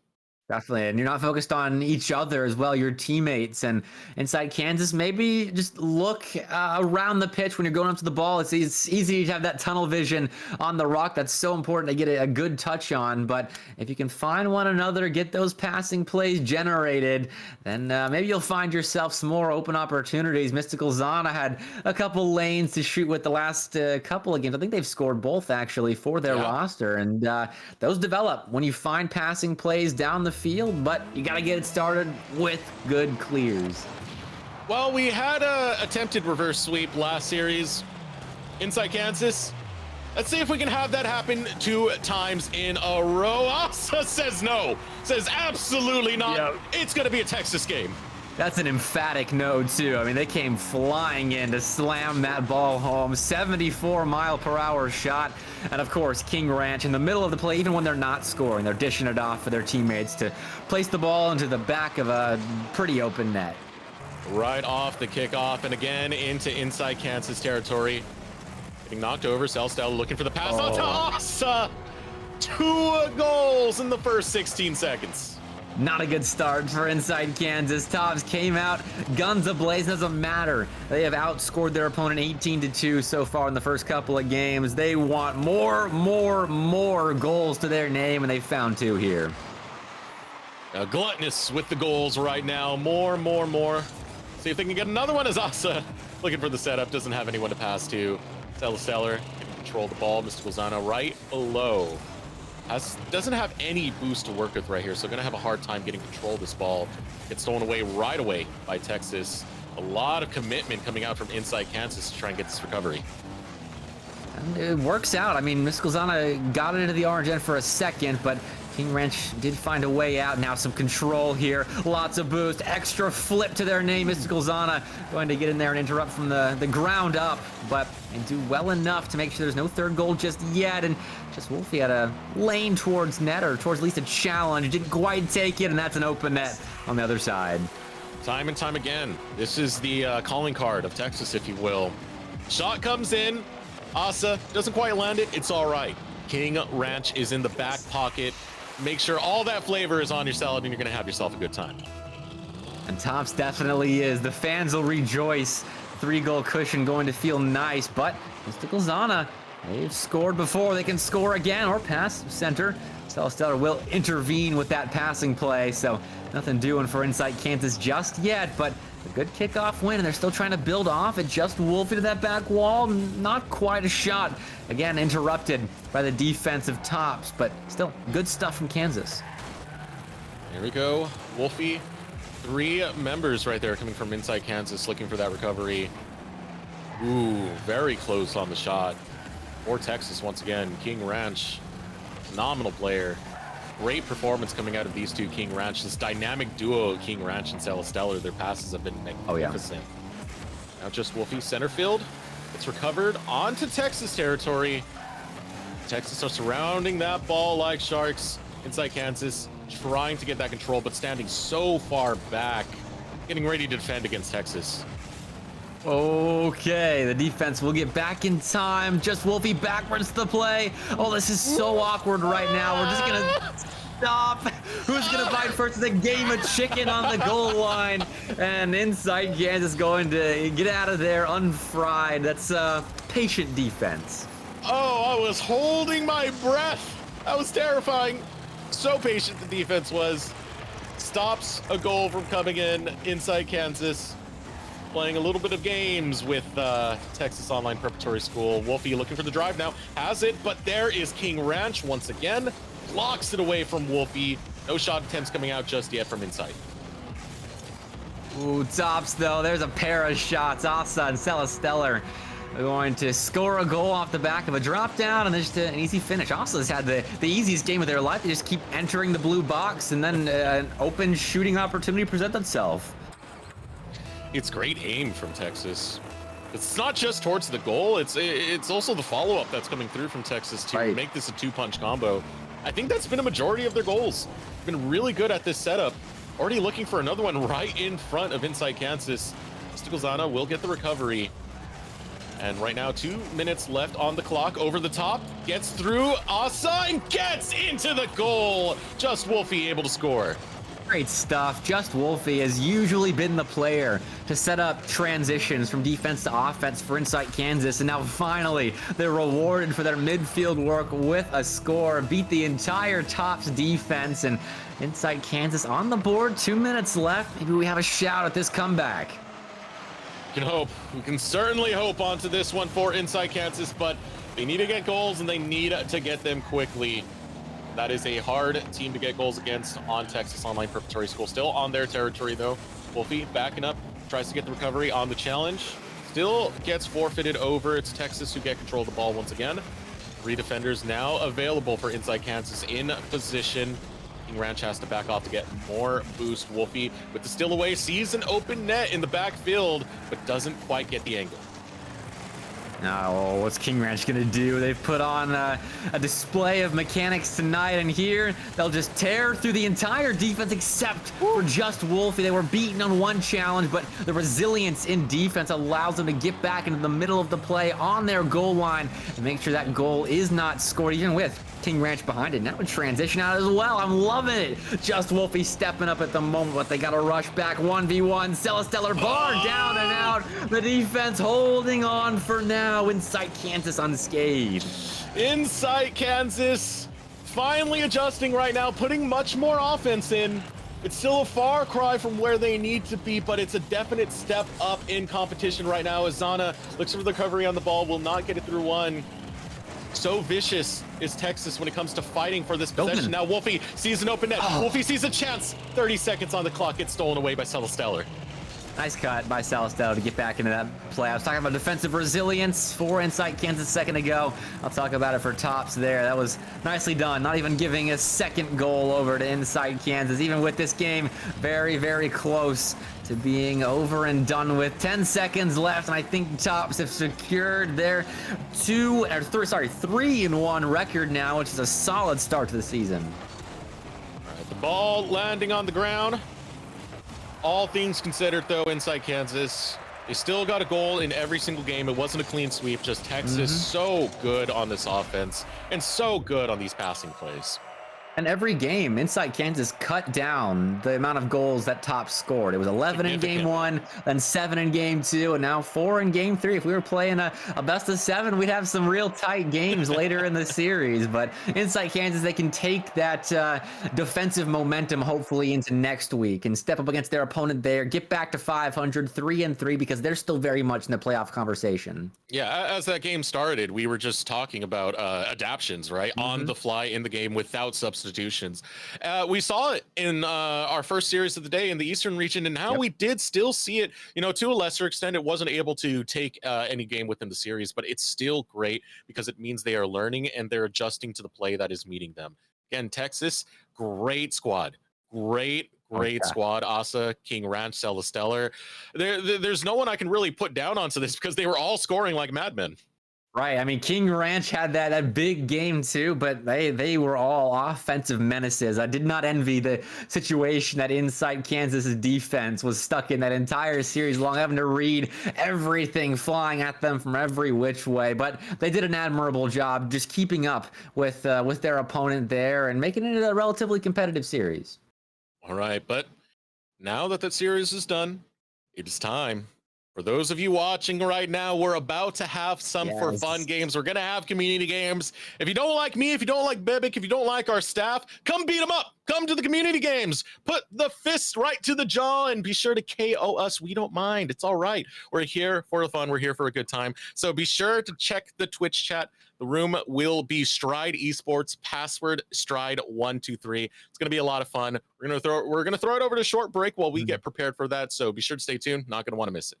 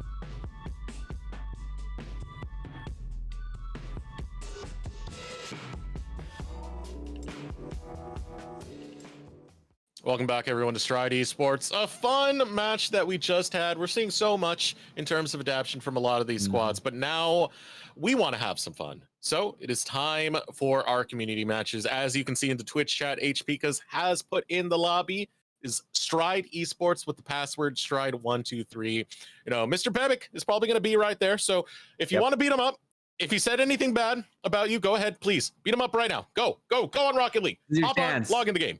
Yep, demo me as much as you want. I mean, 2 weeks ago, I was being demo chased in one of our 4 fun games. That was a tough one to adapt to, but this is your chance to take your frustrations out on the casters. You don't, you know, we're immune most of the time, except when you get to play these community matches against us and take out all your frustrations, all the bad calls you ever made. You can just think of that and channel that when you're taking us out and scoring on us. So this leads us to our next part where we need to name these teams, Mr. Bebic. So Twitch chat, we need some offerings for names while we start considering who's going to be on what team, who's going to be where. Mr. Bebic, I know you're in the lobby already. How full are we looking? There aren't many people in here right now. One of our admins, Caillou, me, and then our producer who can't play because they'll be producing the series. So, okay, we got another one in, but there are a lot of slots open. So make sure you hop in and, you know, have some fun. It's a fun game. You get to be on stream. There's no pressure of being competitive match. Hop in. Lobby info's right there. And following this, by the way, once we do get this underway, we will have a coaching session from San Francisco State University featuring Hero King, MajoCast, and G Human. We'll be able to break that down. So we got a lot for you guys. We're bringing the fun with both community games and the coaching session. But again, we need you there for the community session. We need you there. I just combined the names for the coaching session. We need you there for the community games. There, we got the words right. I'm fixing myself, Mr. Bebic. It's all right. The day's been a little bit long with some of these games, but get in here, enjoy the games, have some fun with us. Right, still plenty of spots open. Hop in here. I mean, the community games have been close as well, so they're entertaining to be a part of. I think every community game that at least I've watched or been a part of, it's been 1-2 goal games. We even had a best of 3 series one time. That was a lot of fun. They were having so much fun. They played out the 3rd game off stream, so we can only show 2 of them, and they finished it off in that private lobby. So it's a lot of fun, and we got another player in, so it's looking like a 2v2 right now, unless we get some more people hopping in. All right, 2v2 already set. So get more in there. Let's make this a 3v3. Let's build this up a little bit more. It's definitely going to be a lot of fun. I do remember in some of the past games, the rules kind of get thrown out the window. I know it's like, okay, we're playing Rocket League. What's the goal? Get ball into the goal. No problem. No, some people see, they join our community games and they're like, ball into goal, secondary. Demo the staff, primary. Let's go beat up New Becky. Let's go beat up Mr. Bebic. Indeed, and I'm gonna go ahead and get this started. Let's start with a 2v2, get some players in as the time goes on. So we're starting with the 2v2. I think it's been 3v3s most of the time, Deseruk. So it's a little bit of a different thing today, and we'll see what happens. All right. We still need names though. Oh, no. Suggestions from Twitch chat. Okay. We can change these on the fly, so do not worry about that. Mr. Bebic, I will allow you to name your own team. Well, right now it's only me, so I'm Bebic. Yeah, I thought it would be a 2v2, but I'm 1v2ing right now. I think maybe Team Bebic. Any takers there? I just Bebic. Just Bebic. You got to include the just as well. Whole thing. Okay, blue team, just Bebic. That means I got to name the orange team. I wish Emily could hear me right now because I'd have her name it, which is our producer on the field right now. Mr. Bebic looking for a shot, not gonna find it. Orange team. I mean, we got Caillou. We got a fancy looking car right here with a name that is a lot of symbols that I can't really say. TBH. Okay, I can't say that. That is fine. Now, so what do we name these? TBH, Caillou? I don't know how you combine that. You know what? Orange team is not Bebic. Yeah. Oh, yeah. That's genius. Why did we not think of that immediately? Just Bebic and not Bebic. All right, Mr. Bebic gonna go 2 up in a 1v2 matchup. You're trying to shut down our casters while their mouths are still running. Bring the cavalry. They haven't even tried to demo me yet. I mean, that's the best part about this community thing is taking out the casters. I haven't been demoed once, though. This is a bad spot. Oh no, shot just off. And I should have been scored on there right there. I was scared. Now, even though the game is going on, you are still free to join. Just Wolfie, I see you in there. If you do want to be a part of this game, the lobby is Stride Esports, password Stride123, as put in Twitch chat. But now, as the Bebics continue their fight, they get a lead, 3-0. I am surprised. I hope Wolfie joins the knockout. All right. I got a 1v3 on my hands. That's what I'm talking about. Just Wolfie was a formidable opponent. Now I'm really scared. All right, we got Caillou, TBH, and Just Wolfie looking to slaughter our poor Mr. Bebic, who is 3 up right now in a 2v1. You're showing up the skill. You got the plays, but do you still have it when Wolfie is in the equation? Uh-oh. Maybe not. Oh.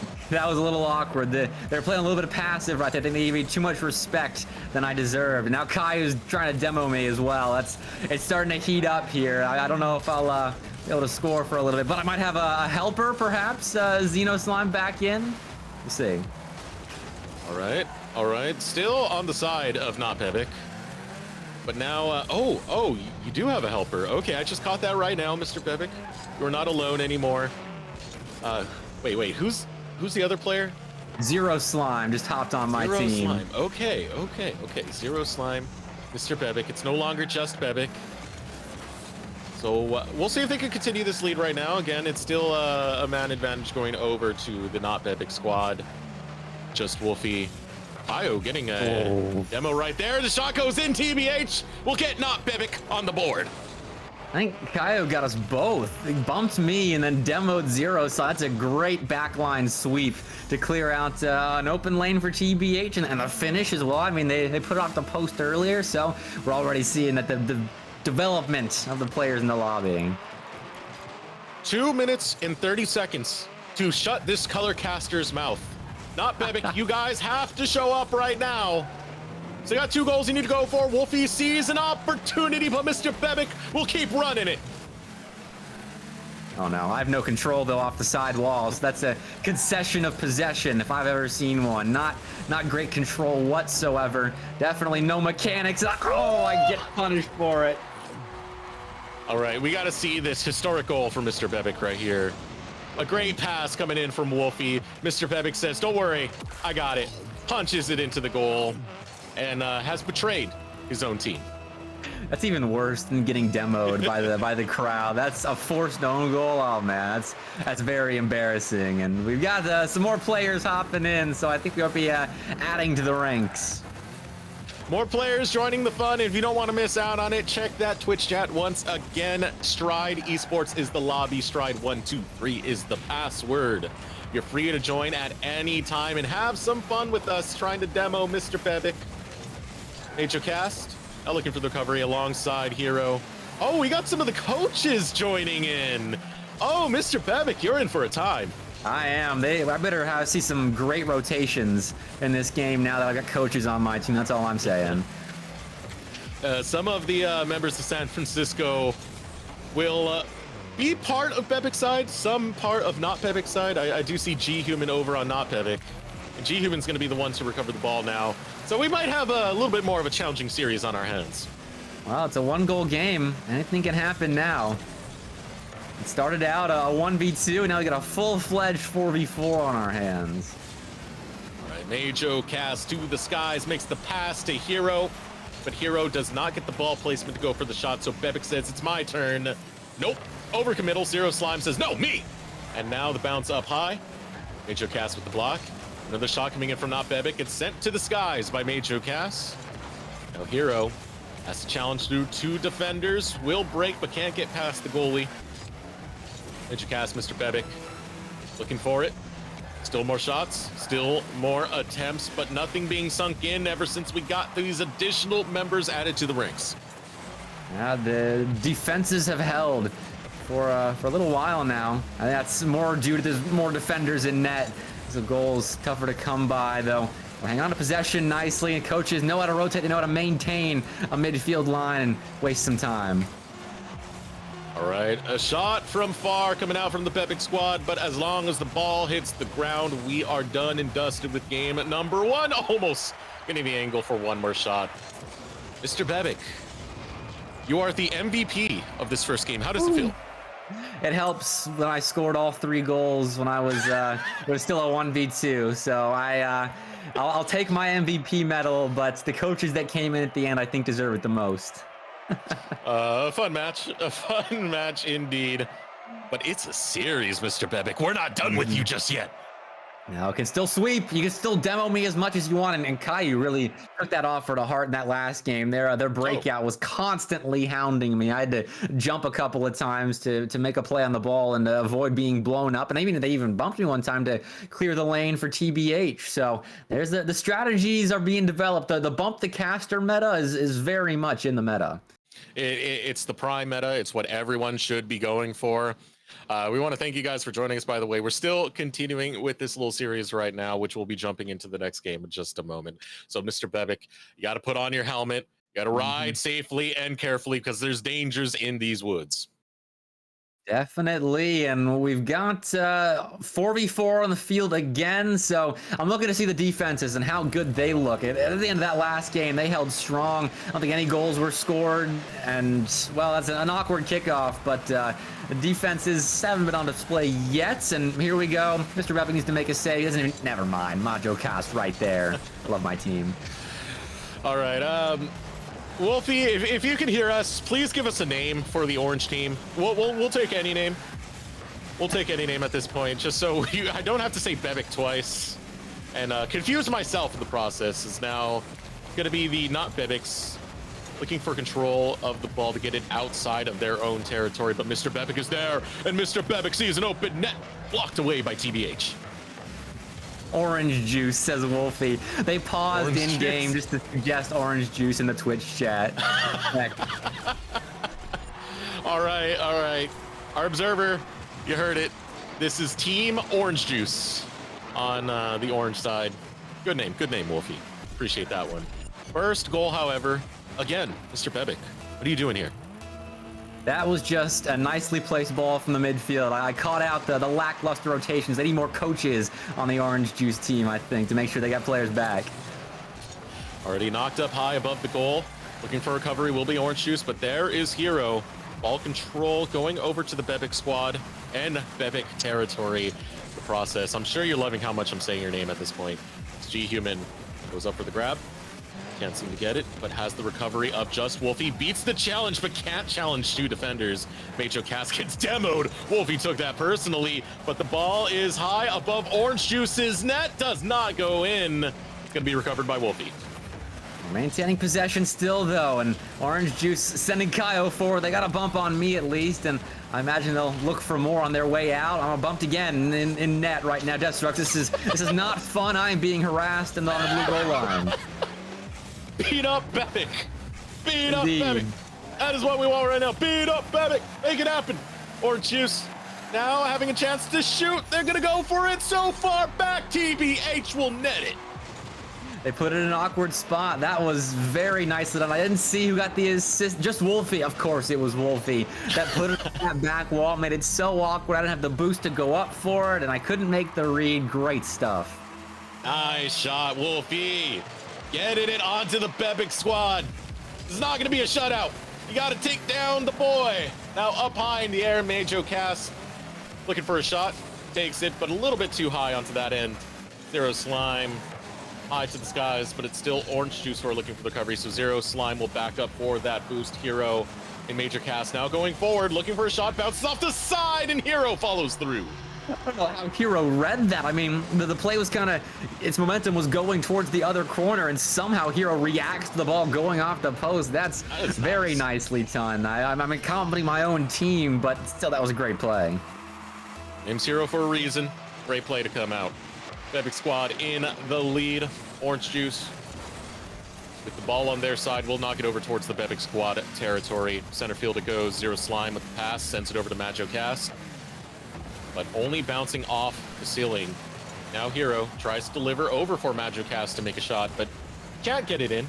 Mr. Bebic, the hero of the Bebic squad, the team captain of the Bebic squad, will suffer. Oh, no, will not suffer in this case. It's actually blocked away by Hero. Wow. The G-Human wants to make sure the suffering is guaranteed. I tried to get back. I was rotating as fast as I could to help out Hero, but unfortunately G-Human placed that ball way too well. A lot of speed behind it, and we're tied up at halftime. This is such a good series. Oh, this is a fun one. This 4v4 community matchup. Always gotta love the shenanigans that we have here on Stride Esports. Hero center field. Right underneath the ball, it's going to be Majocast who decides to push it forward over the top, and the double tap is flush. It is beautiful. It is goal number 3 for Bebic squad. Oh my, that's a pretty play, and I guess the defense has to give respect to Majocast now in the air. The flip reset, the control on that ball, the finish. Oh, absolutely perfect. 5-star, chef's kiss, the whole shebang. Michelin stars, cherry on top. Gotta love that kind of play. Orange Juice, Caillou. Opportunity, but not really at the right positioning for it. Just Wolfie gets the demo on a Majocast, pinching him out. Squeeze and crush. Shot comes out for the Bebic squad. They have it in Orange Juice territory. Hero backs up, positioning for the shot, tries to back it in and gets through 2. It's the shot for the rest of the squad. But the challenges coming out from Orange Juice is not going to allow it to be pointed in the direction they want. Again, up towards the air. Hero looking for that recovery. Now has an open net to shoot for, but Human quick to respond. Majocast centering it towards center field. Anyone's ball right now. Looking for that contention. TBH comes in, runs a little bit too far, overcommits. Now has to recover back into position. Wolfie still with those challenges. Winning out on a lot of them. On top of it, Majocast sees the high angle, but does not see the goal. Looking for the recovery, sent back to Bebic territory. The tap in, can we see a double Caillou? And G-Human not gonna get that double. Uh-oh. Almost there, so close, and it's slow, it's steady. It's a goal, Mr. Bebic. I gotta see the shot here, because from my perspective, oh my word, G-Human. That's, I don't think their name is true. That was not a human shot. What a ball out of the corner, and no wonder our defense wasn't set, ready to make a play on it. Small little dribble, but it's one that bounces very slowly and strategically for that goal to tie this up 3-3 apiece. Orange Juice, what can they do? Caillou goes for the demo. We'll find it on Zero Slime. Bounces up and away as it's challenged and found on the side of Orange Juice. Look at this net. It's looking prime for some shots, and Mr. Bebic will seize the opportunity. That was a nice shot by Mr. Bebic. I'm going to be completely honest. Saw his teammate ready to put that ball center and went up and got the play. That's a lead for Bebic squad, and their team captain's feeling pretty good about himself right now. Listen to this guy. Listen to this guy right here. You hear this? Look at that ego, that arrogance. Crush him! Shut him up! You guys can do it! Come on, Team Orange Juice! I'll admit to everyone right now, I was flexing on the caster cams when I scored that. Rightfully so, if you're having a lead. Now, can we get you to potentially pull a muscle into this one? That's what Orange Juice is trying to do. As 10 seconds are left on the clock to tie up this game. Tie up this game. Number 2, G-Human goes for the punch, goes for the goal. Just a little bit too far to the right. Double up found, but will not be sunk. Mr. Bebic, 2-0 up. How does it feel? That was a very close series. We won the games 2-0. I mean, we were up in the series 2-0. My word, I'm scrambled. I'm still in the player's mindset right now. But that Orange Juice team, Deserux, very, very good squad. G-Human especially. They hit some crazy shots in that game. And I don't know. I guess we're playing another one because the G-Human deserves another opportunity to take a game off us. So, is this going to be a 3-0 sweep? Is that what you're telling me right now, Mr. Bebic? Bring out your best ego. Just become the villain of this podcast. Yes, it's going to be a 3-0, not even close. G-Humans, nothing. Orange Juice stands no chance against the Bepic squad. I like it. I like it a lot. For Orange Juice, though, you know, you're not on the broadcast. Twitch chat is right over there. If you want to talk some trash, please talk it. Feel free. Mr. Bepic is talking it. So right now, we need to settle his ego. We need to bring him back down to size. Can Orange Juice do it? We're gonna find out right now. Well, I pre-jumped that initial ball. I'll admit my ego might have gotten too big because now I gotta rush back and play some defense, getting aggressive in offense. All right, Bepic with the high angle shot gets blocked away almost on the double tap from the team of Bepic squad. Now double commit coming out. Wolfie looking for the ball. We'll punch it right over the top of Zero Slime, but there he is, the villain, Mr. Bepic blocking. Oh, we're getting close though. Our defense is precarious at times, especially with Caillou again moving forward and getting bumps on our goal line. This is a lane to shoot. Ooh. What a shot from Just Wolfie. Wolfie puts Bepic in the dirt right over the top. Fast, fun, punches it through and puts Orange Juice in the lead. That's clean. I saw the shooting lane develop, but the ball was struck far too well for me to get there in time to make a play on it. I'm impressed. They somehow scored on me. Oh, somehow, Mr. Bepic, somehow. Might be slipping up there, partner. Now a high shot coming out from Majo Cast. Blocked away by Just Wolfie. Majo Cast says, okay, I'll do it again. But another block comes out. This time it's going to be G-Human. Not happy. These shots coming in. And again, G-Human blocking these constant attempts coming through from the Bepic squad. Demo, catch over towards Bepic territory. Bouncing between each other. You can see Zero Slime trying to demo Bepic in the process. Yeah, there was another one. I'm just missing open nets, and I'm scrambled right now. The demos are getting to my head. I don't know what to do. Oh, that Mr. Bepic choking. Gotta know. This is right here. Are you feeling the pressure, Mr. Bepic? I am. I mean, we're down a goal right now. 3 minutes left. There's a lot of time for a comeback. I got to remember that. But this is precarious. This is as worried as I've felt about my team. Oh, shot comes out from Wolfie, but Hero to the skies. Mr. Bepic follows through, knocks it back down. G-Human keeping it on Bepic territory. Majo Cast with the long shot to TBH. Has to challenge once again, but TBH knocking it higher. TBH on the recovery. G-Human gets a demo onto Slime. And Mr. Bepic, the villain, has arrived once again. Bad guy Bepic looking to thwart Orange Juice. The pass over to Bepic. Bepic will pass it towards Zero Slime. Gain control of the ball. Yeah, we're having to go up against a lot of pressure right here. We're not finding solid clears. His passing plays not connecting. I'm getting blown up by Kai. It feels like every time you throw it to me, Desterux, I'm getting blown up by Kai. I don't know what's up with that. If you guys are in cahoots or something, but there's something up. It's part of the plan. Good job, Caillou. Appreciate it. Check your PayPal later. It's, ball over towards Orange Juice territory again. Bepic squad. Yeah, they make the shot off the back. Bepic not realizing that that wall is definitely not a goal. Bounces over to himself.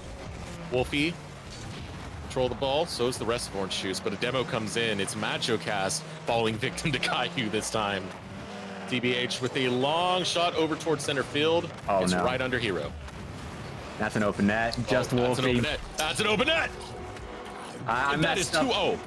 I didn't expect G-Human to get that win in the midfield, and neither did my teammate as well. Didn't quite see who went with me, but someone did, and we both bid on that that nice beat by G-Human. Now down by 2, 100 seconds left out here. Wolfie, good stuff. Good stuff. Let's keep this up. Let's keep this up to slay the villain, the bad guy, Bepic. Majo Cast down on ground level. Zero Slime tries to take a shot, but it's passed over to Hero. Hero seizing that open net. Will be scored in by the Bepic squad to get themselves on the board. TBH was left out to dry right there. That was not an enviable spot, and they tried to get it out, but Hero pounced on that play. I've got speedy teammates, and now back within one. I feel the momentum back behind our sails. All right. It's turning around. The Bepic squad. They've talked. about adjustments, but can they make them on the fly when they are behind? Question right now is Magic Cast knocks it over right in front of Orange Juice's net. Another shot comes in, but the net is open and Hero needs to reply fast in front of Bebic Squad, but no one there to take the shot. Major Cast knocking it over, juggling to the skies, bouncing it up, but takes out Wolfie midair, goes for the interception. Oh, G-Human, I'm afraid of this player. Okay, able to stop it, but every time they've got the ball, I'm trying to decide whether I need to go up and challenge them or play patient. It's a lot to think about. Afraid of this player? Yes. Are you showing fear, Mr. Bebic? Are you showing weakness? Perhaps. 30 seconds left. We're down a goal. I'm definitely nervous. Uh-oh.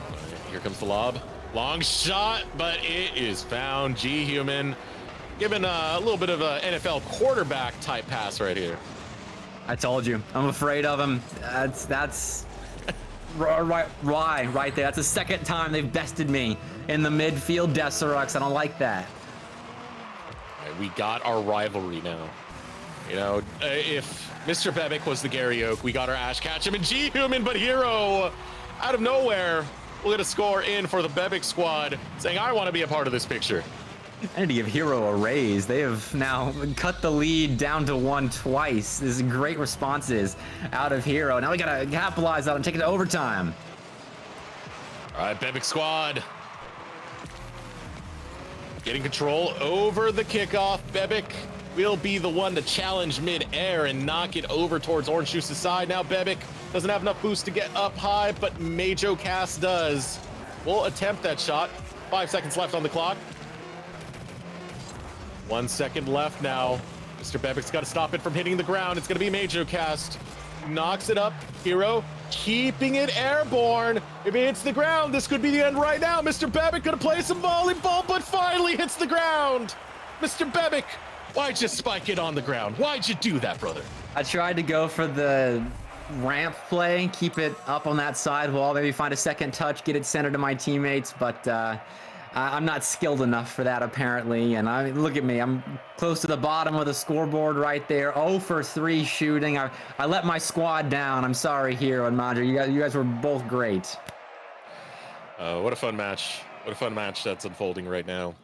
It does appear that it's going to dwindle down to a 3v3. We'll get more info in a little bit. I believe it's still going on, so we still have those open slots. Yeah, it's still going on. Okay. Yeah, 2 slots now open for any of the viewers who want to join in.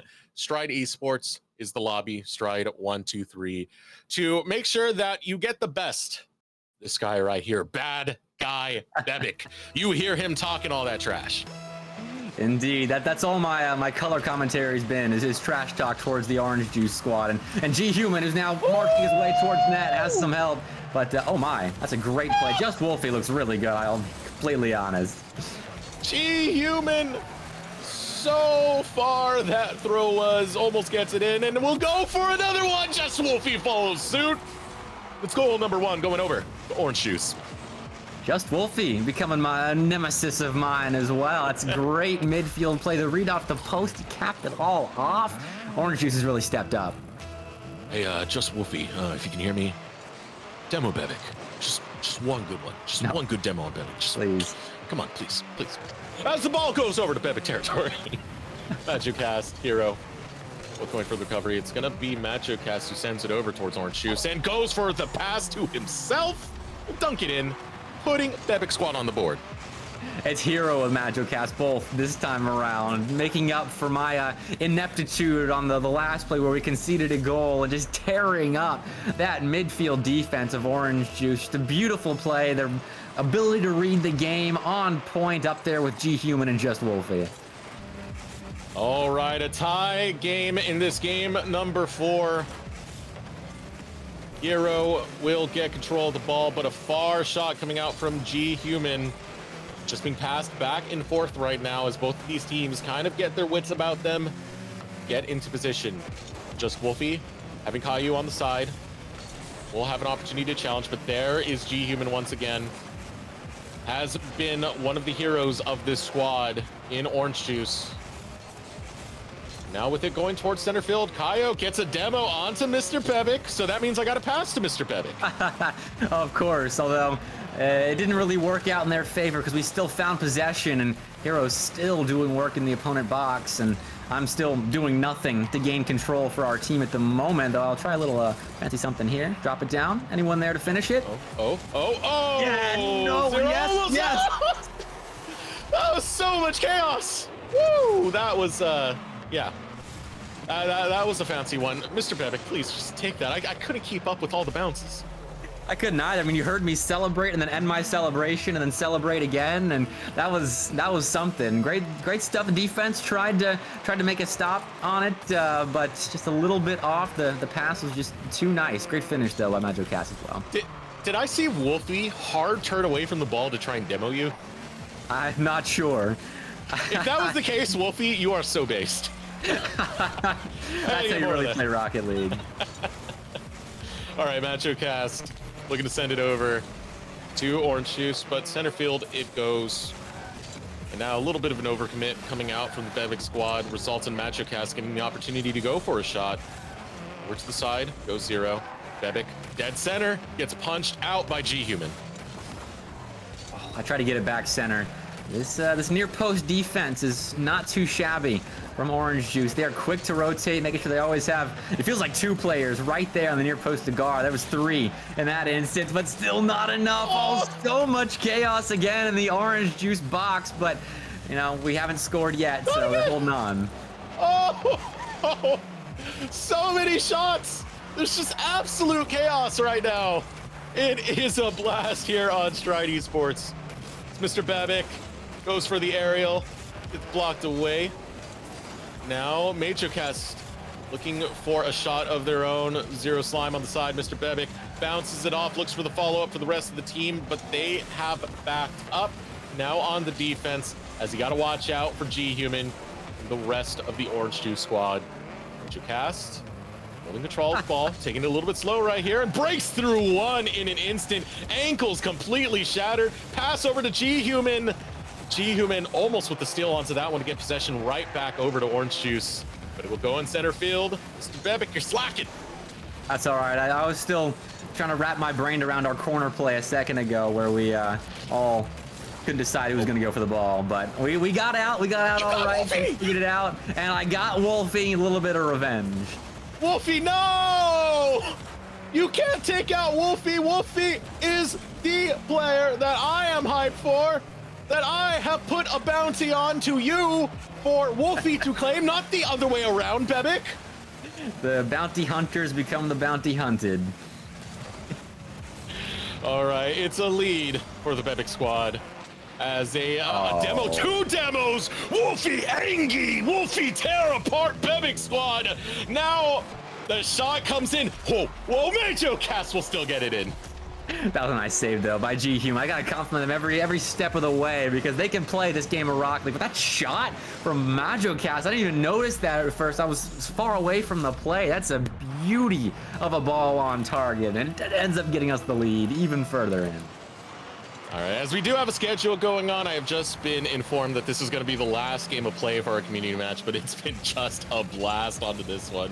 So much fun seeing done by the Bebic squad, and it's seeming like regardless of what happens, we might have this series done and dusted, as it's a 3-point lead now for the Bebic squad. You feeling good, Mr. Bebic? Oh yeah, I had full trust in Hero right there to get the ball center. I just waited around, hung on the outskirts of the box, and just waited for that pass to drop down. All right, ball recovery, going over to Bebic squad. G-Human missing out. The punch found from Mr. Bebic. Have you not had enough, friend? All the demos, all the bumps on me in my goal line, it's all the frustration bubbling to the surface. I'm hitting my shots now. I found my groove. My teammates passing dimes. Everything's coming together. I think Bebic squad's ready to enter RLCS. You gotta actually another shot coming through. Bebic squad, what has happened? What is in the water? What is your team drinking?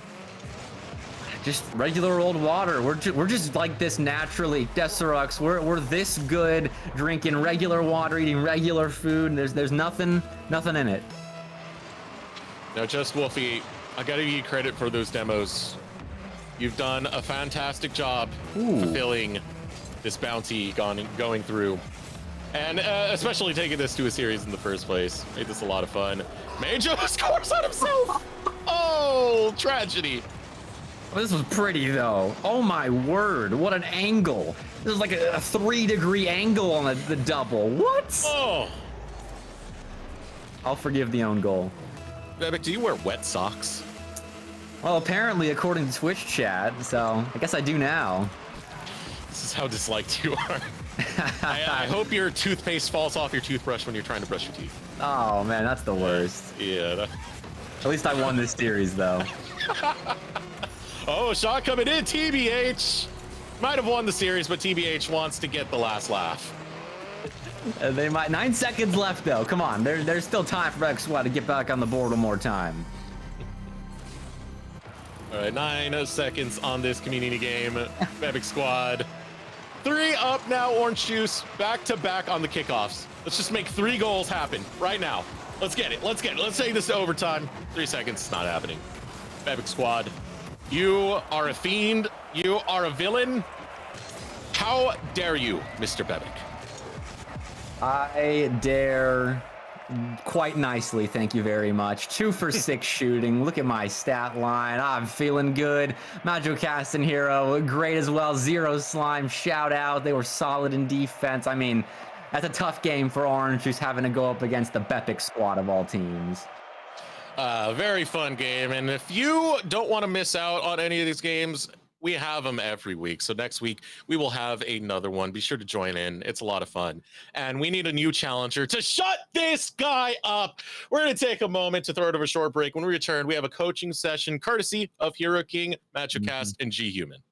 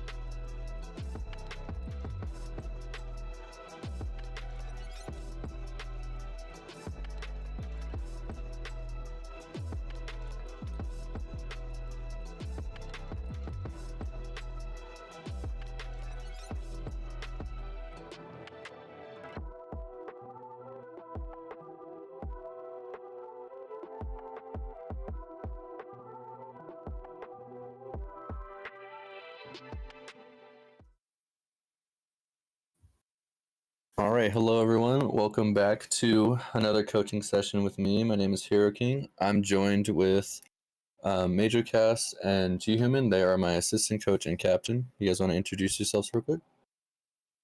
Yo, yeah. What's up? My name is G Human or Neil, and I don't currently attend SF State, but I did in the past, and I just help as a coach now and a player in some non-collegiate tournaments. All right. Hi, and my name is Mark. I'm a fourth-year comp sci major, and I am the captain of the team. Currently around like GC3. So yeah. Awesome. Well, welcome, guys. So what I want to talk with you guys about is mainly just a few things. One, obviously, you both have climbed to the highest rank of the game. You guys have competed at a semi-pro level. So I want to just talk to you guys about what really you think it takes to get to that level mechanically and also individually, what you need to do to kind of get there. Like what really makes you stand out from the other people at your guys' ranks? Yeah, I'll let Mark go first on this one. Okay. Yeah. So a lot of it is being very patient with the game, because sure, there are a lot of tilting moments, but it's a lot of mentality based. I've seen a lot of players that get to the highest ranks that don't have mechanical skill, or that are less mechanical than a lot of other players. That is including myself as well. I'm like barely working on mechanics. So when it comes to setting yourself apart from other players, it's mainly like your playstyle as well as your adaptability, because when I came into the collegiate scene, it was a lot of being able to adapt to other players, because granted, the school's going to pick up or the club, whatever, is going to be picking up whoever they see is going to be a good team. So a lot of the times you're not going to get the people that mesh with your playstyle a lot. And also, if you're like me and you solo queue a lot, then you're going to be playing with random people most of the time. So it's a lot of being able to adapt as well as take your skills and apply them to the team towards being successful. And that's in the collegiate scene as well as climbing the ranks.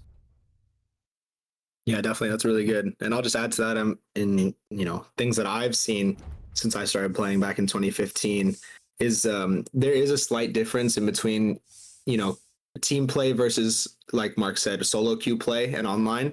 But obviously the things that you learn and do online are going to carry over. You'll know who you are as a player the further you play this game, but online, again, just patience. And just like basketball, right? You want to, or any sport that is, you can watch the pros play and you'll get a nice sense and feel for the game. But then when you really get into it, it's about practice, right? And if you know you're lacking in a certain skill, whether it be mechanics, half flips, whatever it may be, or just, simply rotations, things can be worked on. And that's what, free play and or online ranked is for. And then when you come to a team setting, things get a little more granular. Yeah, I mean, I couldn't have said it better myself. At least when I picked up Mark, he was, just a random guy, late to tryouts, mind you, that I might add, but just came in and was just like, hey, I'd like to try out. I think what you said, you're fresh off a year of a hiatus, and you're still just bossing up the whole team. I was on like a 9-month hiatus. Yeah. But yeah, so you guys talk about like individuality and like learning who you guys are as players. Like, what would you guys say, like, what type of players are you guys? I guess we can start with Neil on this one. Yeah, sure. So for me, over the years, I've definitely noticed that I'm more of a passive player when it comes to online. I guess like when you learn to play a Rocket League, you kind of learn that, the farther you go in the game, the faster you have to get, right? Like you need to have consistency with speed. And then the speedier you are, the better you are, right? With the consistency involved. I definitely have the speed at times, but for myself, I know I'm more of a defensive, maybe back midfield kind of player. And I try to appeal to that in ranked. But that's definitely who I am as a player. And just knowing that makes it easier for me to play, but also having your teammates know that's a little easier. So solo ranked, it's quite hard, right? Like you kind of got to play every role. You're just playing. But when I'm playing with my teammates and they know that, it kind of opens things up for them to play a little differently around me. So that's kind of who I am. Yeah, and I think I'm more of like a flex, if you can call that, just because in a team setting, I'm mainly if you think squishy muffins, you think of midfield and midfield control. So that's kind of where I sit, and that also sits well in like solo queue and on the team because at our team at SF State, at least for when it's me, Neil, and another one of our teammates, I mainly sit mid. I'm relatively passive as well. It's just I fill in gaps. That's why I call myself like a flex player. So that's kind of how I see it. I can be aggressive at times. I can be very passive at times. So it's mainly just filling in gaps for me. I'd agree with that completely for you, Mark. But and just to take it further, right? Like we say who we are as a player, but at the end of the day, we all can kind of get after any part of the field, whether it's defensively, offensively. We kind of have it all, but we play towards it's a play style, right? More than anything. Mm-hmm.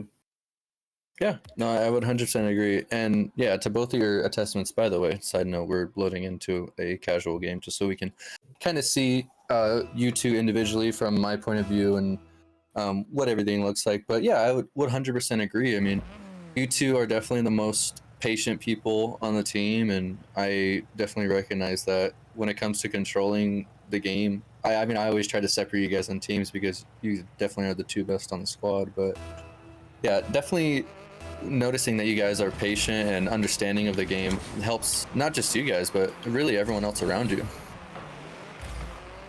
Yeah, no, definitely. And it does help. It does help with your overall game sense. If if you try to play online and just recognizing where people are on the pitch and just that kind of thing, that's where me and Mark kind of excel, I'd say, a lot of the times. Yeah. And like another thing too that, well, because if you guys don't mind expanding, because San Francisco State wasn't actually the first time you guys have run in and met each other. Like you guys, when did you both start playing the game? Around what, 2015, 2016? Yeah, we could kind of go into our careers a little bit if you wanted us to do that, like with Rocket League. Oh no, this Mark- guy broke a rule one. Mark, you want to get into that? Yeah, my bad, coach. Yeah, no, it's okay. Because I mean, I had mentioned that you guys were previous semi-pros. I mean, I feel like that's a whole nother ballpark too once you get into that skill range. So yeah, feel free to touch on that. Yeah, so I started around, I want to say 2015. It was I started around like, I don't know what it was called before. It was Rising Star 1, right? Yeah. Mm-hmm. Yeah, and then it got to me just playing with my friends casually. Kind of got addicted to the game in like a good way, in a sense. Like I really fell in love with the game, really fell in love with the craft about it. And then right around when the update happened and they included GC, or like the original Grand Champ, I hit that pretty quick. I was pretty surprised, maybe like within 2 seasons. And then me and a few of online buddies were like, hey, like, help me get into like start.gg and then play some online. We can like go into RLCS, whatnot. Scroll that, coach. I wish. Anyways. And then we started getting into semi-pro, like competitive. They fell off, but I kept going. And then I started a team. I don't think we have like any sort of like standings, but it was an original team. Like we took up the name Eye to Eye. And then after that, I joined Peak Esports, small little org that was trying to be on the come up for RLCS. And then joined Peaky Mob, played pros like Lemon Puppy from RGB, Cronovi,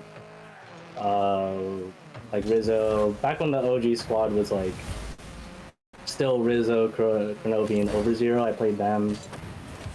And ever since then, like, I've been pretty competitive on my play, but I never really had a team.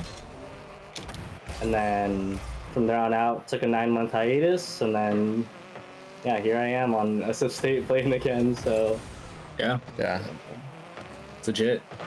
Yeah, I can get into mine a little bit. I started in 2015 as well when the Rocket League was free to play on PSN. And then the same thing, was playing with friends. We really enjoyed it. And then I kind of got away from the game for a little bit. And then we would play casually now and then. And then in 2017, I got my PC. And that's also when the rank changed to have Grand Champ. And I was probably gold when I was playing on PS4 back then. And then once I got the PC in 2017, I kind of jumped almost directly to Champ 3 and then Grand Champ that same season when it was first introduced. And then just kind of played the game pretty heavily just with two of my IRL friends who are around the same rank, playing in different I guess Rocket League leagues that were pretty established, have multiple leagues at multiple levels. I played with like Omar Almatron. He's a smaller player now, but I played with some good people back then, and constantly in ranked back then when there was less of a pool. Playing different pros online. That mainly West Coast, Dapper, and those guys that were significant in the West Coast scene. But then same thing. I kind of took a break sometime after college and got back into it, and here I am on SF State. Playing non-collegiate, but I was really happy when coach hit me up, Hero, just because my time at SF State, there was no team, and I tried to find one, but I was a little late to the party, and I'm glad there is one now. Yeah, and I mean, I already went over my background, but I remember.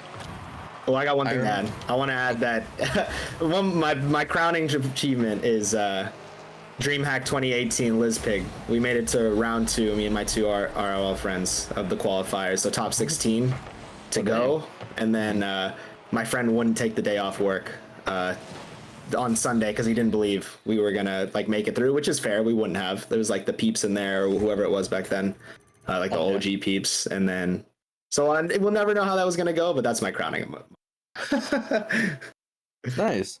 Yeah. Well, yeah, I mean, I've seen you guys play against some of the greats, some of the modern greats now. I remember watching Mark play G2. I remember watching him also play against what was that really good school you played against? It was super late at night. You remember who I'm talking about, right? It was Zips. Yeah, the Akron Zips, but they were good. They won the national championship last year. Wow. Yeah.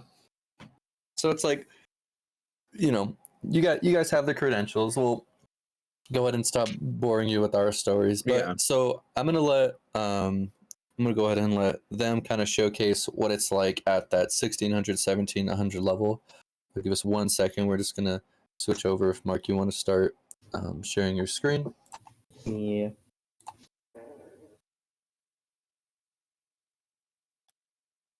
And if you guys have any questions as well, feel free to hit chat. We have it open. Oh yeah, because you guys are gonna be watching Mark and Neil ball out. Things that we focus on, whatever it may be. Yeah, because from a coaching standpoint, when I'm watching them play, whether it just be ranked or whether it be scrims or games like we have today, my job is kind of just to fill in the gaps when it comes to callouts and fill in the gaps of just other things that I see that need to be fixed. Their comms or communication is the biggest thing, and it's always very quick fire, very rapid things that they just need to get out and get the information there. Because as you all know, as you all just saw too in those 4v4s, Rocket League is an insanely fast-paced game, and it is entirely just chaotic and all over the place. So, here, let me go ahead and leave the lobby there so you guys can queue up ranked. But my leader, Neil, your leader. You can. I'm leader. I got you. Yeah. Yeah. So last week I went over a few specific skills that I think are pretty much crucial to ranking up, whether you're at any rank, really. I went over things like half flips. I felt like half flips are kind of universal no matter what rank you're at. They can kind of shift your momentum, literally. I would say also that wall reads are almost just as important, because as you start to get in the air, you start to get comfortable doing that, but everyone always struggles in that corner. I mean, I see it still to this day with even pros. A ball, banged into the corner is much more difficult than something hit off the backboard. Sure. But yeah, like I don't know, like what actual mechanics do you guys feel like are useful, or were useful when you were climbing up the ranks?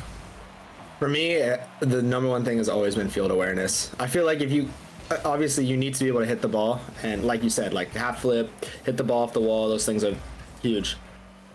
But just having the ability to know where not only you're at on the field, but your teammates and the opponent will give you such an edge, like throughout the whole game. Yeah, no, absolutely, I would agree, because it's like,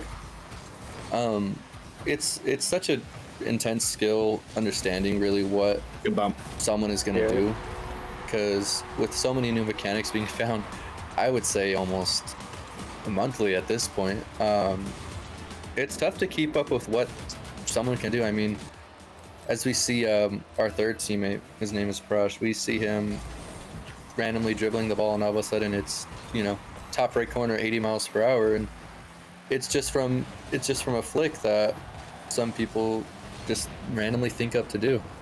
But Yeah, definitely. His mechanics are stout for sure. yeah, if I could get him on, maybe another time, I would love for him to showcase his mechanics. Do you drop? Oh, Ooh. not in. You get there? Yeah, I get there. Okay.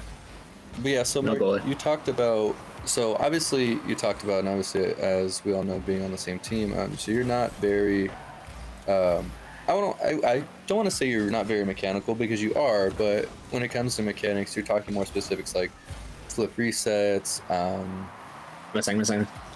and other, I would say advanced skills like that, right? Oh, you're talking to me or Neil? Yeah, No, he you, is. Yeah, the coach is asking like what kind of mechanics you Like- talk about when. Because here, I'll just repeat this question. It's fine. Because I was asking, like, you said you weren't really mechanical, and was wondering, so what can you do as someone? Maybe, I don't know if it was maybe you just didn't want to learn the mechanics, or you just found it easier to not learn them. But like, what do you feel as a player you did better than other people to kind of, I guess, compensate for those mechanics? Oh, it was definitely for the longest time, especially like before when SSL wasn't a thing. It was definitely positioning, because a lot of the times, like, I learned very quickly how the game operates and how the shift of flow can really manipulate where the ball can go and where like the play can go. For the longest times, I studied Fireburner, because a lot of people have the misconception that The brick. the fucking wall, dude. There's a common misconception that it's a 50-50, but in reality, you can easily manipulate it to be a 75-25, and it's very easy to do. It just takes a lot of practice, and there's a lot of times where I'm teaching my teammates how to win a 50-50 and how to be more effective when it comes to making challenges. Because a lot of the times you're going to get into a position where you have to like slow down the play, whatnot. I'm getting scored on. But yeah, a lot of times it was, for the longest time, I still don't know how to musty flick. I've just started learning flip resets, just started relearning flicks. So it was a lot of positioning, and my defense as well as my midfield awareness got me to like around 1800 when SSL wasn't a thing, and then around 1863 like just recently. I'm being dusted, by the way. That's good. And yeah, that was mainly what was like got me there. But recently I've just been learning like new mechanics, trying to be more creative. Oh, definitely. Yeah, no, absolutely. And like, I mean, I see this every day. I mean, we don't obviously meet every day, but I see this all the time. And as someone who's climbing up the ranks now, because I think when I joined and started coaching you guys, not to embarrass you guys, or I guess embarrass myself, but when I joined the club, I think it was like a Diamond 3. And then since I've really focused on the game and focused on really what I'm actually doing on the field, instead of just, oh, I see the ball, I'm going to hit the ball. Things such as like positioning, knowing when to rotate or what sides to rotate on. I feel like a lot of people overlook the idea of, okay, you know, when I have the ball, or when the ball is on the same side as the field as me, and I need to rotate back to goal because they're about to try to score, a lot of people, what they'll do is they'll rotate straight back into the ball. I've run into that people with random teammates. I run into that problem with, you know, our players. But the biggest piece of advice I could give you for rotating is just rotate opposite of the ball. It might take a little bit longer, but once you get to that speed / positioning balance that we were talking about earlier, I've noticed that 2v2. You don't even. You're good. You're good. Oh, you're good. You're good. Yeah. I'm not trying to like sell you guys' rank by asking you questions, but yeah, I mean, I hit Grand Champ 2 last season, so understanding all of these concepts in Rocket League and knowing, and it's more important knowing when to use them is probably the biggest part of improving as a player, because you can do a must, you could do a flip reset, you could do a cuxer pitch pinch, you can do whatever, you could be able to do whatever, but if you can't actually use them, you're not going to win games. 100%. So it's just a matter of actually understanding when and where to use your mechanics, and more importantly, your positioning on those set games and mechanics. And like when we talk about mechanics, right? Me and Mark are coming from a position of, we were Grand Champ from 2017 to whenever they added SSL, and now that you have SSL, and we were above that as well when we had Baki's mod seeing your rank and all that. But when we talk about mechanics, we're talking at this level, right? Like the game has changed so much that SSL now it's almost necessary to have those flip reset mechanics and that stuff. But if you can get down like Mark said, field positioning, and like I said, the field awareness down with the basic mechanics, you'll climb very high in this game, no problem, and then everything will come after that. Yeah, and I think like I really haven't thought about this, but if I had to break down each rank by like what you should really learn, it's kind of funny. There's like a meme floating around within like the Rocket League community, but it's like, at bronze, you really just want to focus on hitting the ball and driving the car. Right. But that's hard. Honestly, man, especially when you're playing at 30 FPS on a Nintendo Switch, that's overheating. That's your story, not mine. Yeah, that's me.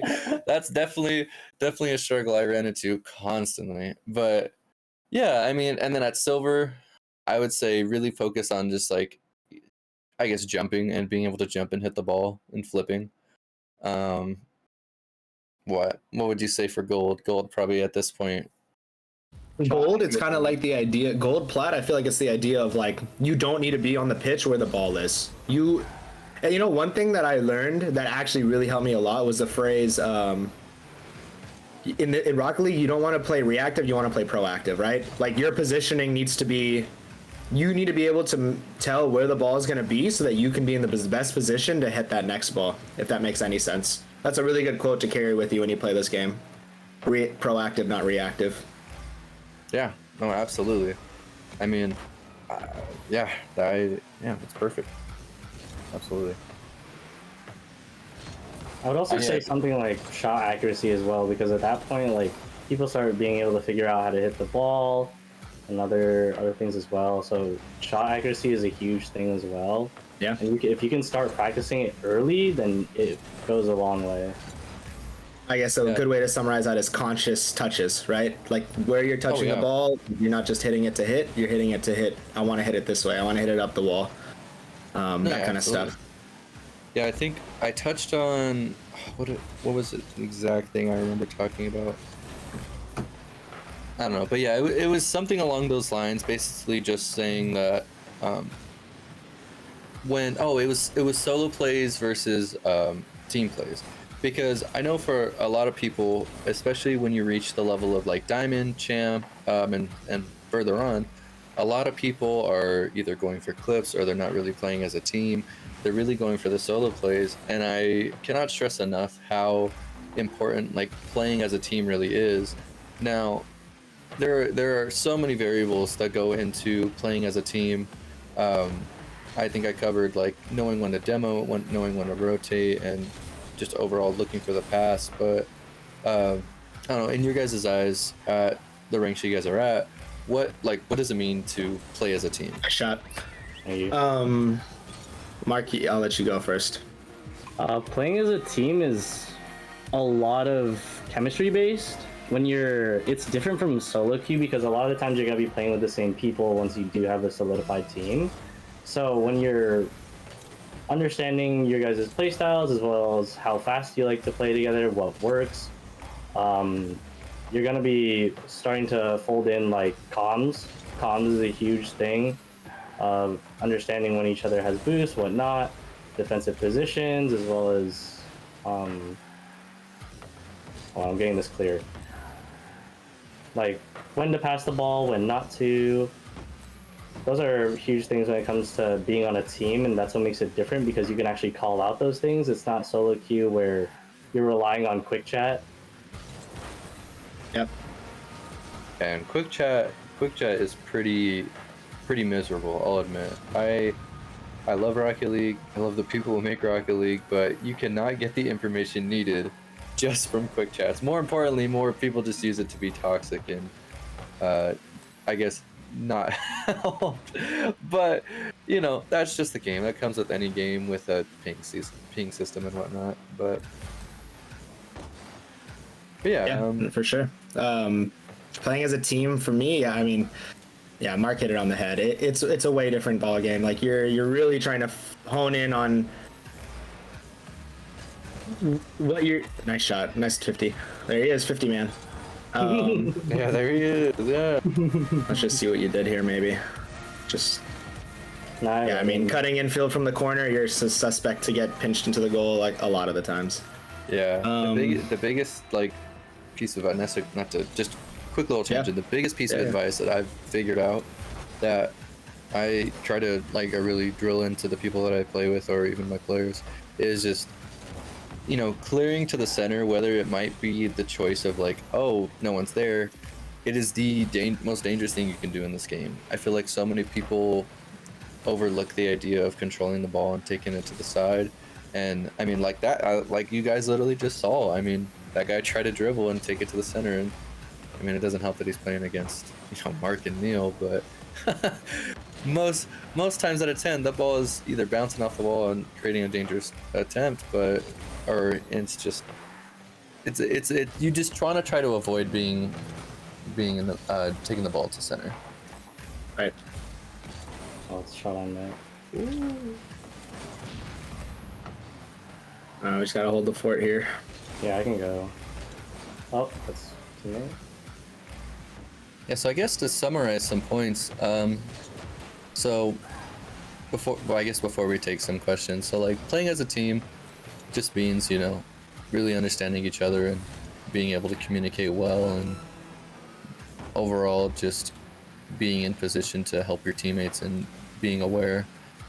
Yeah, honestly, you can summarize playing as a team as one thing, and it's comms. Yeah, I scored it. Oh wait, no, We're safe. Wait, leave it. Wait, we got it. Oh my god. Holy shnikes. Yeah, comms. Comms are absolutely massive, and and not over calming to the point where, you know, you don't need to be calling everything, but figuring out as a team what those comms are, right? Whether it's literally just me, you're saying me every so often, you know, so your teammate knows your positioning, whatever it may be, but it's huge. It's way more important. Like we already touched on it, but it's way more important than quick chat, right? Yeah. Yeah, like if you were to say in like a comms thing, it's very like a comms video. I don't know. It's very snappy comms, very positioning based. Mm-hmm. It's also very quick to the punch, because if somebody, you know, misses a comm or something isn't communicated, it could result in a goal. Yeah. Especially at the speed that we're playing at, like how you're watching, it's very fast and things can be punished extremely quickly.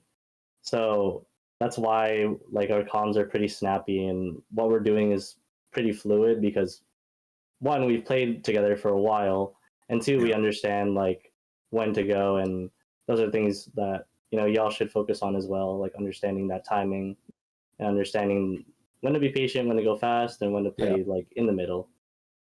Yeah. But as you climb, sorry, go ahead. Oh, no, good. And like just to touch on that, like just the example of this last game. I mean, if if you're watching, I don't even know if I could say once that our team double committed, but there was no comms the whole game. So things also just become a little more apparent at the higher you climb ranks, or at least you hope it does. Yeah, it becomes second nature. Yeah. I mean, I rarely see Mark needing to call out the fact that he's rotating or how much boost he has, because I feel like the whole team just has like this immense trust in him. But Yeah. sometimes it does backfire. Like I showed them last week the UCSD game from CRL Open or CRL Qualifier 2. Why'd you do that? I'm sorry. I had to give them an example of what CRL was like, but I showed them just like how, Yeah. you know, not to toot their horn, but I showed them how organized UCSD was and how like they really just understood each other. And that was something that we're trying to get to, and really trying to understand just how each of us plays and really just figure out who is going to fix into what role as we move forward with this team. But yeah, I mean, I guess we can open the floor up to questions if anyone in chat or anyone that we played with has anything to ask us. Yeah, definitely.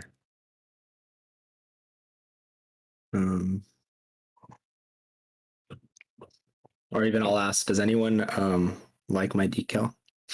Show them the decal. Show them the decal. Go to the menu real quick and show them the decal. I didn't realize it. I didn't realize. Okay. That's brother.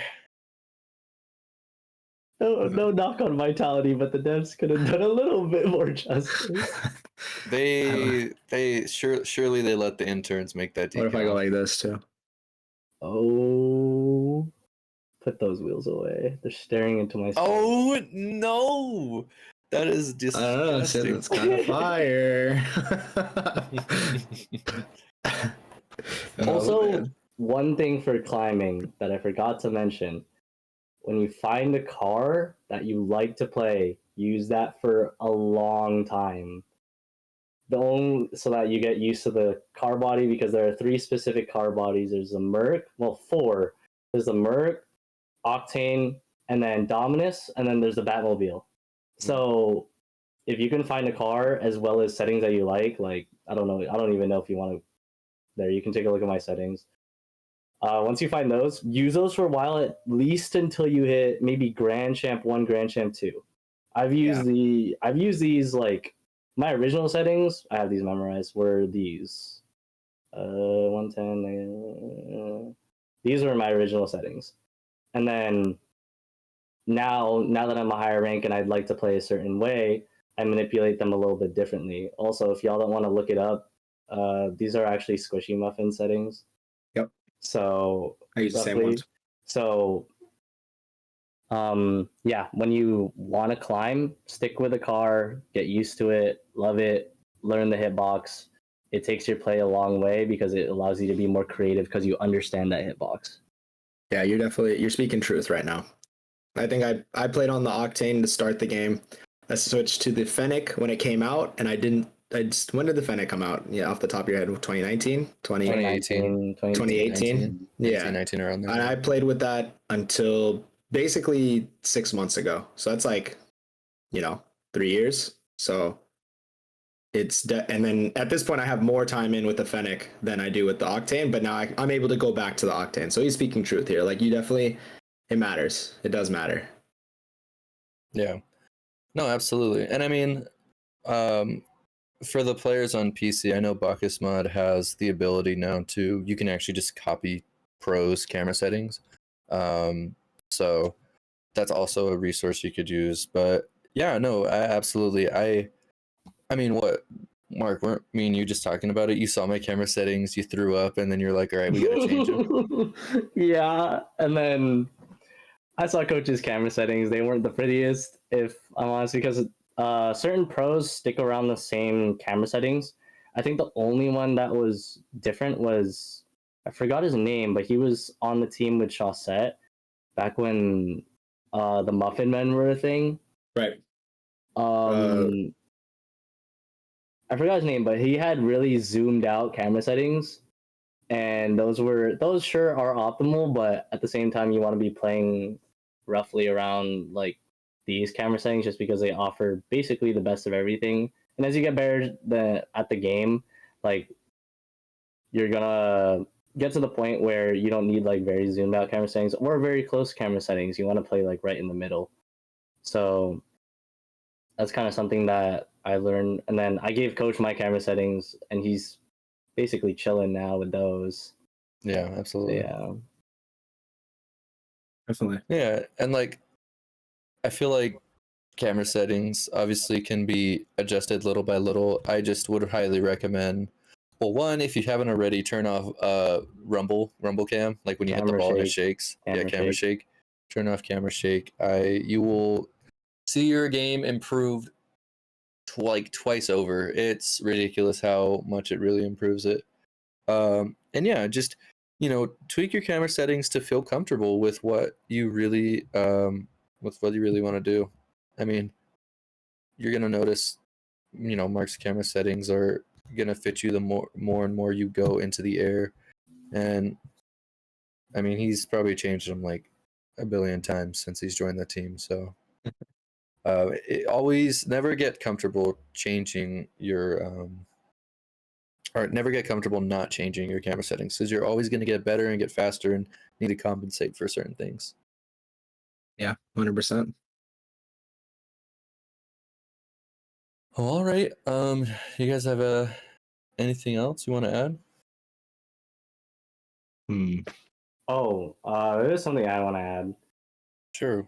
So I learned this very quickly as I got up in the ranks, because people get more mechanical, people get more consistent, and for the longest time I was probably the most inconsistent player. I'm gonna say this, and probably half of y'all in chat are gonna hate me, but this is something that I regret not doing on the come up. Play more ones. It's gonna suck, but it teaches you a lot about what you need to improve on. It also teaches you a lot about understanding positioning, understanding how to not get beat. And that's the biggest thing, because you see pros and they rarely get beat, and when they get beat, it's intentional. So that's mainly what I wish I did a little bit more, ones and twos. Yeah, 100%. I'm literally hovering over my screen right now, my twos rank, and I don't even have my ones rank anymore. And on the flip side of that, it teaches you shadow defense really well, which can be important in threes if you're last man back. So more things to talk about. We'll talk about shadow defense another time. But yeah, all right, well, everyone, well, thank you for coming out to the coaching session. You can find me at twitter.com/HeroKing or HeroKing on Twitch. You can watch us all three play on the Gaming Gators Twitch channel, which is twitch.tv/GGSFSU_. Guys, do you want to plug anything? No, I just keep playing Rocket League. Fun game. Yeah. Alrighty. Well, we're gonna go to a short break real quick, but when we return, we're gonna have more Rocket League action. Thank you, guys. Thanks, guys.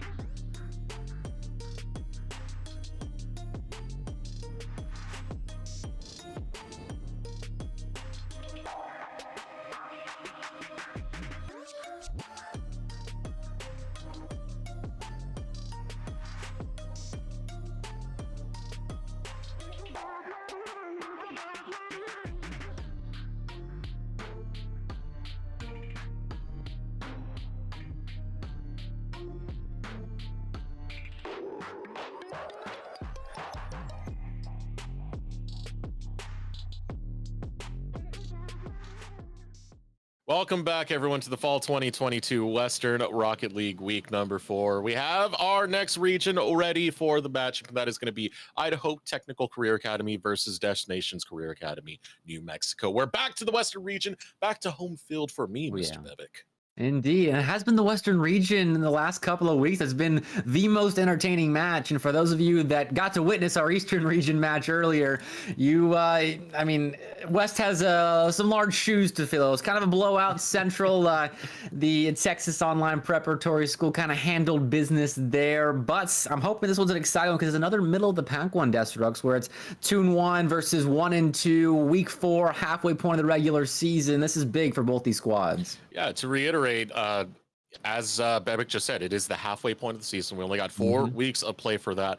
You need to get as many wins as you can to get that playoff seeding to put you in the best position possible to become champion of your region.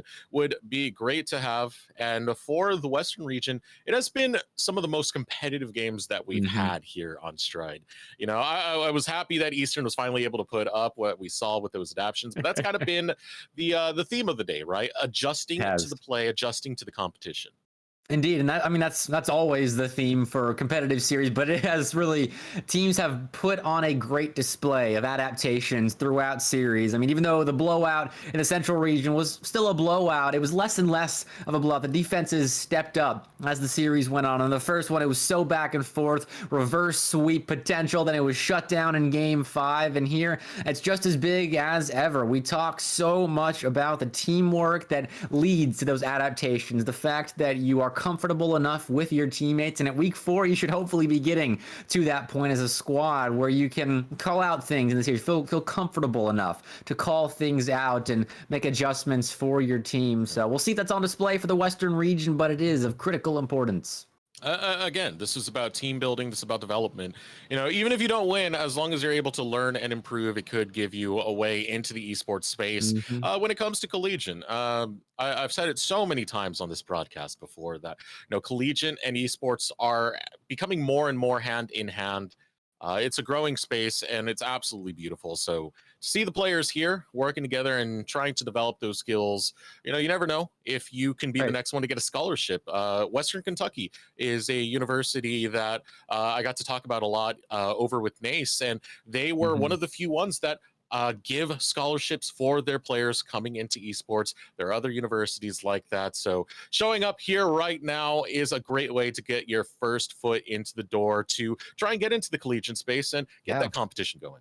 I mean, esports in the collegiate space is growing so rapidly. I mean, high school, the fact that we have high school esports leagues is a great feeder into the collegiate scene for all esports. It's so awesome. The fact that we're witnessing the rapid growth of esports at an educational level where you can go to school for esports and also get an education at the same time. It's great that we're growing up alongside. I mean, sports have been around a long time and players have gone to schools on scholarship and gotten educations there thanks to traditional sports, but now we're seeing that in the esports space for those that aren't as good at sports. I know I wasn't good enough to play at a collegiate level, and I'm not good enough esports wise either, but players that were in my shoes and put a bit more time into grinding out their favorite esport can now get something out of it and now practice in high school as well.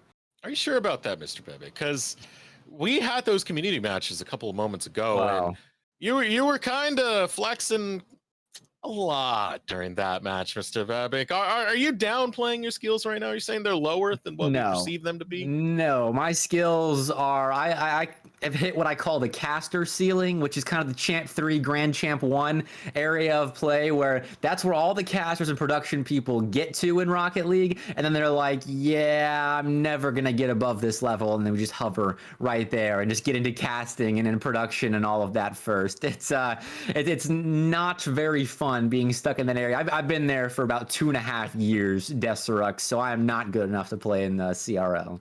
That's all right, because you're good enough to be my partner here on the casting desk, and you know we're having a good time here as we do head into this next game for the Western region. Got to start asking Twitch chat. It's that time again. Who do you want to win? Will it be Idaho Technical Career Academy, Destinations Career Academy of New Mexico? We're gonna find out right now. We're already off to the races, and now deep into New Mexico territory to start off this game. It's a big boom, though. Cut off by Elijah. Takes to the skies. Going netward. Woo. Nicely done. The control out of Elijah to open us up is beautiful. Idaho with the first goal within 16 seconds of this game. Just able to dial it in. And Idaho will take that lead early on into this matchup. See what New Mexico can do onto this one once we get past that kickoff phase. Because I always feel like kickoff, it's a little bit deceptive. There's so much chaos going on. Everyone's trying to find their wits and get into position. And that's the times where we see some of the more surprising goals. It's an important part of the game because you gotta be able to play defense in chaotic moments, but you are right. It doesn't give us the best indication of how these two teams are going to perform because now we see the back and forth start to develop. Though Castle Crasher, a hard ball, called their own number on the rebound. It's good enough for a pass to Elijah, and that shot is golden. 2-0 Idaho. Elijah, that was beautiful. Castle Crasher with the setup on top of that. The pass over onto the back of Elijah. Ball placement over the top of Raider. And now Idaho standing 2 up this best of 5. Mexico was able to clear the zone there for a second, but as soon as we transitioned back to their end, it was a couple of quick, hard hits off of their back wall by Idaho, and that could be a point of contention, is this transition offense for Idaho, especially with Elijah in charge of the play, which it seems like they have been so far. It's a great passing attempt. No one was quite there for, and it turns into an attempt on the blue net, but tilted gameplay denied there by Castle Crasher. A good attempt coming out of New Mexico. Idaho now with possession, taking the high shot, blocked away by goalie. Another shot comes in. It's over the top, though. Tilted. Now with ball control for New Mexico. Looking for a shot of their own. Bounces over. Castle Crasher with the block. Sends it into center field. The challenge is over this possession. Getting a little heated. And Hollow Reaper's last defender has to get there. Requires the help of Castle Crash. That's good teamwork, good communication, realizing that your teammate is not in the best spot to make a play on the ball and recovering in time to do so yourself and get your squad out of a sticky situation. Speaking of, Elijah forcing New Mexico into a pretty sticky situation. Now they're down 3-0. That was nice. The 2-tap. Off of that flick right there. One defender not able to get it, so goes again to break through and get goal number 3 for Idaho. A strong start for the squad. Elijah is really making a difference so far. They seem a cut above at the moment with their car control, their ability to make plays happen, though I say that, and tilted gameplay forces an own goal with a beautiful carry. Took it from their own half, skied over Elijah, and then placed a beauty of a shot far post. Absolutely love that. New Mexico on the board now. Not going to have a clean sweep day on this game right here. This next kickoff comes in. New Mexico feeling a second win in this game, number 1. Get that goal through. Got to continue with a little bit more now, and Tilted's looking to guide that way forward. Raider now readjusting as Castle Crasher gets crashed onto. Ball control going over to Elijah. Can't let Elijah get these shots for New Mexico. On fire so far has been Elijah. So far, but stuff right there on that challenge. Nicely done, Raider Mark. Doesn't lead to a clear, though. Castle Crasher towards, that's a lofting ball. Good save. The rebound off, and the clear is found, though only as far as Castle Crasher at the center line. Hollow Reaper can't do much in that center circle to keep the ball in play for Idaho. And now Raider Mark, a shot barred down and in. New Mexico on the comeback. Raider Mark. The bang, bang, bang off the top. Castle Crasher. Great defense. Eliza could not position fast enough. It bounces off the top of the goalpost. Right there. Yeehaw! Idaho now feeling the wrath of New Mexico. Definitely. I mean, these transition plays at first completely favored Idaho, and now New Mexico has flipped that on its head. Here we go. Another one. Castle Crasher going to cut that one out pretty quickly. Didn't want to see another transition goal go in. Now the net a little bit open till the gameplay back in time, and playing awkward Rocket League there in the corner. No one could quite get a read on what the other team was doing. Just everyone faking one another out. So we'll stay 3-2 and move to the opposite end of the field. Castle Crasher playing very slowly and calculated. Nonetheless, Idaho get control of the ball. Possession over to them. Challenge comes through. Idaho getting the better of it. Full boost now coming out for Castle Crasher as goalie backs off. Now looking to try and get the shot in for Raider. Raider not in position, but Tilted is Still gets a shot, but blocked away by Idaho.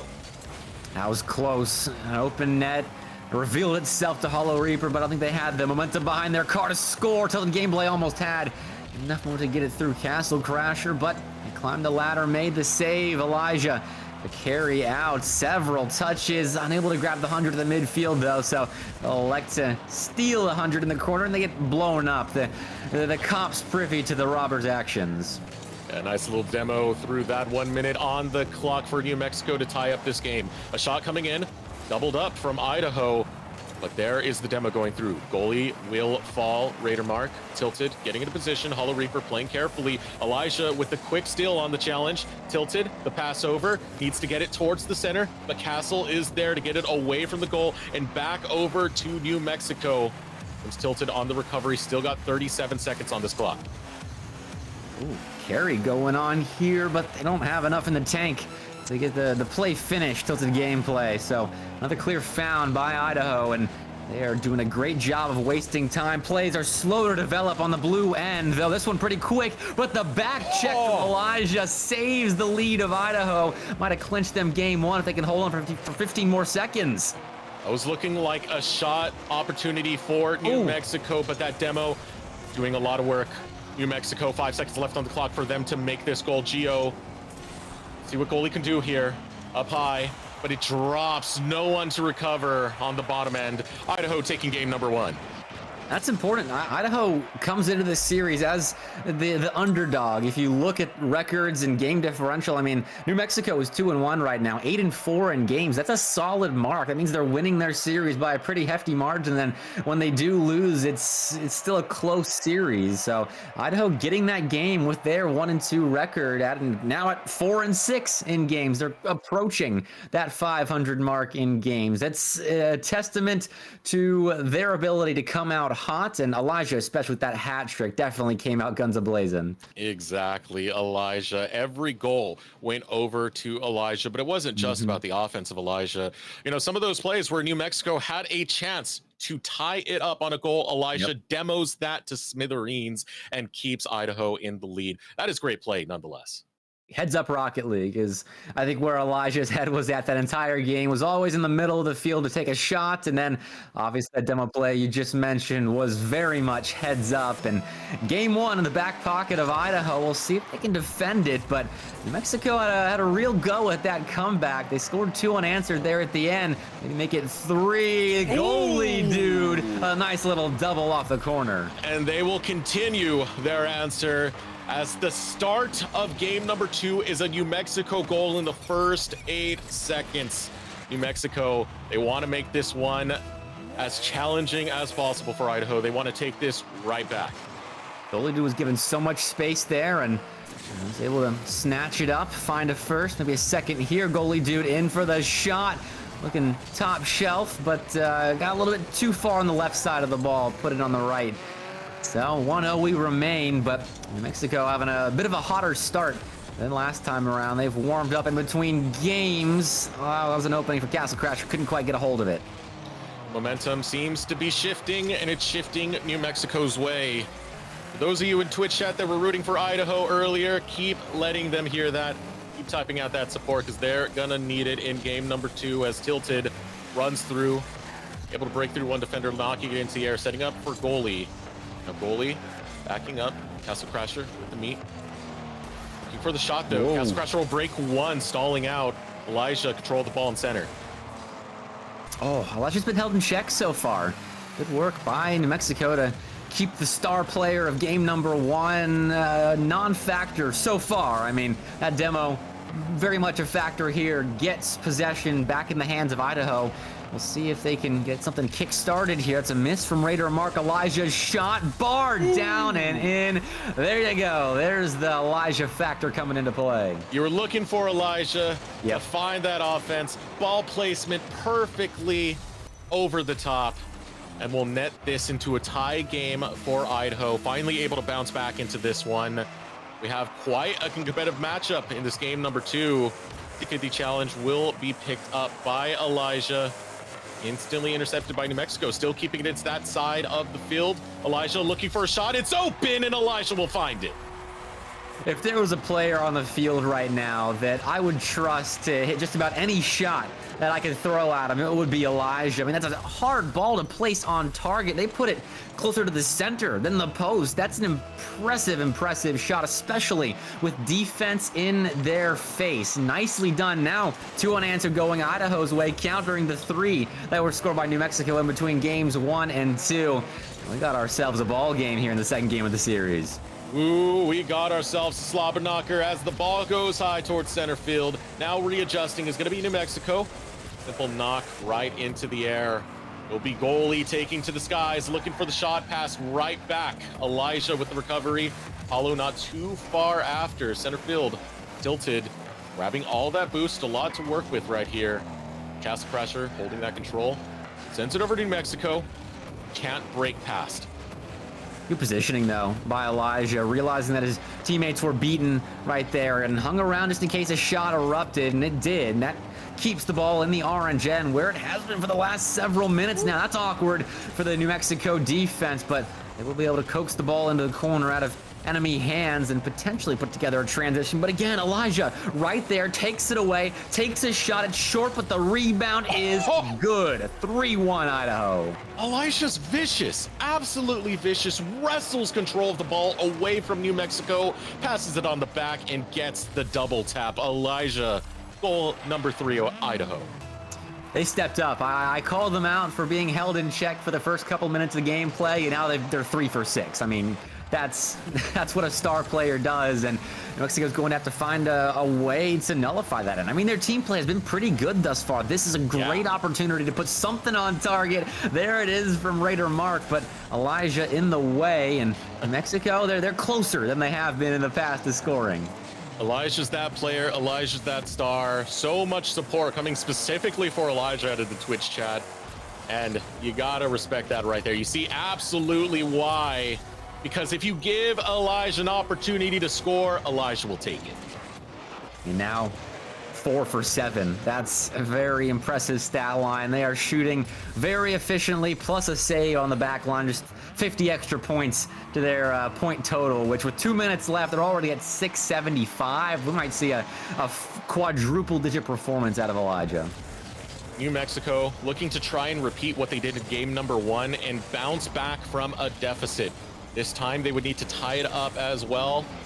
Try and even up the series. Ooh. But it's a tough one when you have Idaho making shots like this. It's the speed from Castle Crasher. I mean, an accidental touch from Raider Mark putting it backwards, but Castle Crasher just out-hustled everyone else to that ball, and they'll find themselves a goal. Someone other than Elijah has put it in for Idaho, and their offense is churning. It's no longer just the Elijah show. Castle Crasher showing up and putting on a performance. Now over in New Mexico's territory, goalie coming from the side, trying to stop Hollow Reaper. Right underneath Hollow Reaper goes now Elijah and Castle Crusher with the reset on the transition. Getting onto defense up high. Elijah will go, trying to meet Tilted, but Tilted taking right out. Pass through. Goalie grabbing it up into the skies, but center field it will go, and Elijah looking for the goal on the long shot and will find it. Idaho 6-1. Not sure what happened there in defense for New Mexico. A couple of misses, maybe just trying to run too much at the comeback story, score those 4 unanswered, and at the moment get a little bit too big. But either way, I think game 2 was probably coming to a close in favor of Idaho. New Mexico just has to focus on getting the ball out of their half and out of Elijah's hands, honestly. This is a solid clear, and it forces an awkward touch out of Castle Crasher. If they're able to pounce on it like New Mexico just did, then we'll see that in game 3 again, just getting more possession to their name, Deserux. It's not been easy so far for New Mexico. Elijah's not allowed to have the ball anymore. No. So if you give Elijah the ball, Elijah's going to score.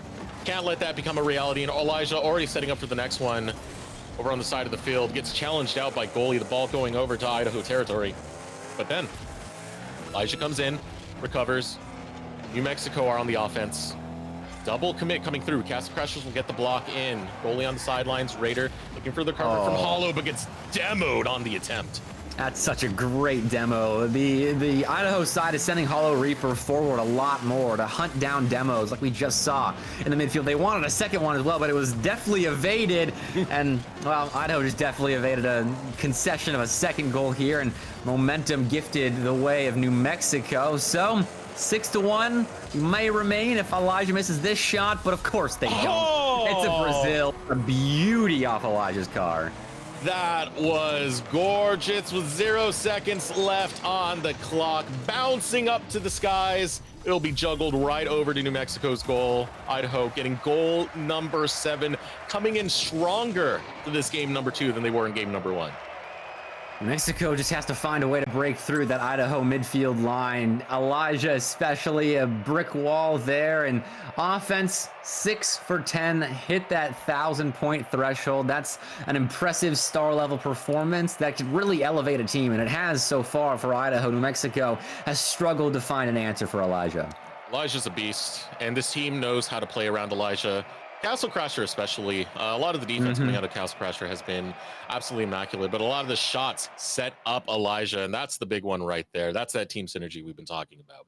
It is. Castle Crasher looks great as well, and I'm looking at Goalie Dude and Tilted gameplay in Game 3 to get things started for New Mexico, because they're usually the ones that are first down the field for the New Mexico attack, and Raider Mark comes in as that third player to try and finish off the play with a goal, but hey, only took 4 shots between all 3 New Mexico players in that last game. Their offense just couldn't find a rhythm. They were stuck, they found clears often, but they couldn't stay in that blue end, and it was always felt like they were retreating back and then having to defend against a hard shot on their own net.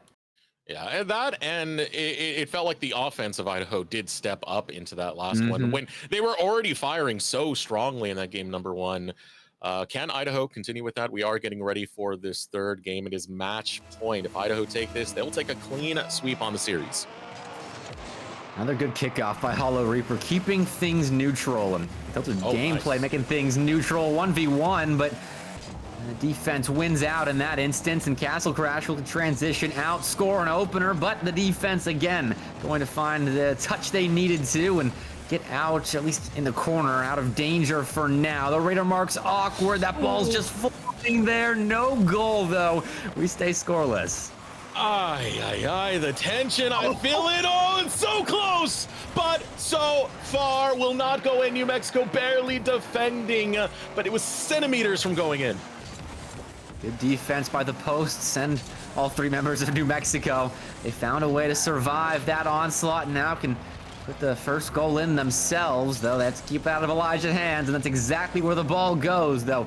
This is contact there at the midfield line, and Idaho going to have to reset. Can you stop Elijah? Can you get through Elijah? Elijah with the challenge breaks it over the top of Tilted. Tilted now on the adjust, getting back into position to go on to defense. The ball is passed to Elijah at a high aerial angle. 3 defenders there to challenge Elijah. Make sure that goal is not going to be found.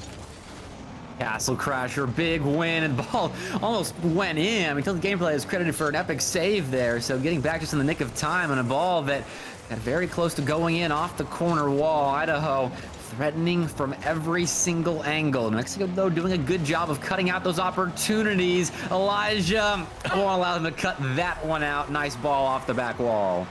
Elijah sets up right in front of the goal, and the moment the shot's made, follow up. Misses, doesn't matter, on the rebound, still gets the goal in. That is the power of Elijah and how aware they are of the field. Indeed, they know exactly where the defense is trying to play the ball at all times, it feels. They're just completely aware, that hive mind on the Rocket League pitch. But only a 1-goal lead for Idaho. New Mexico's kept it close. Opportunities like this can break that open, but the shot doesn't come through. So close again. All right. Big push coming out from Castle Crashers, and so fast it was, just swoops right beneath the defenders and gets the goal in. Wow, Tilted gameplay, just a half a step behind the play. Goalie Dude the same, and Castle Crasher made them pay. That is a beautiful opportunity in the corner, and Castle Crasher makes the most of it. And another kickoff won by Idaho, going in there going there in their direction is that facet of the game, though tilted gameplay slowed things down and now is forcing the pressure back onto Idaho. Right over the top of Idaho's goal, but recovered in an instant. Goalie dude, quick on the transition, trying to stop the goal attempt from Castle Crashers, will be blocked away by Raider Mark.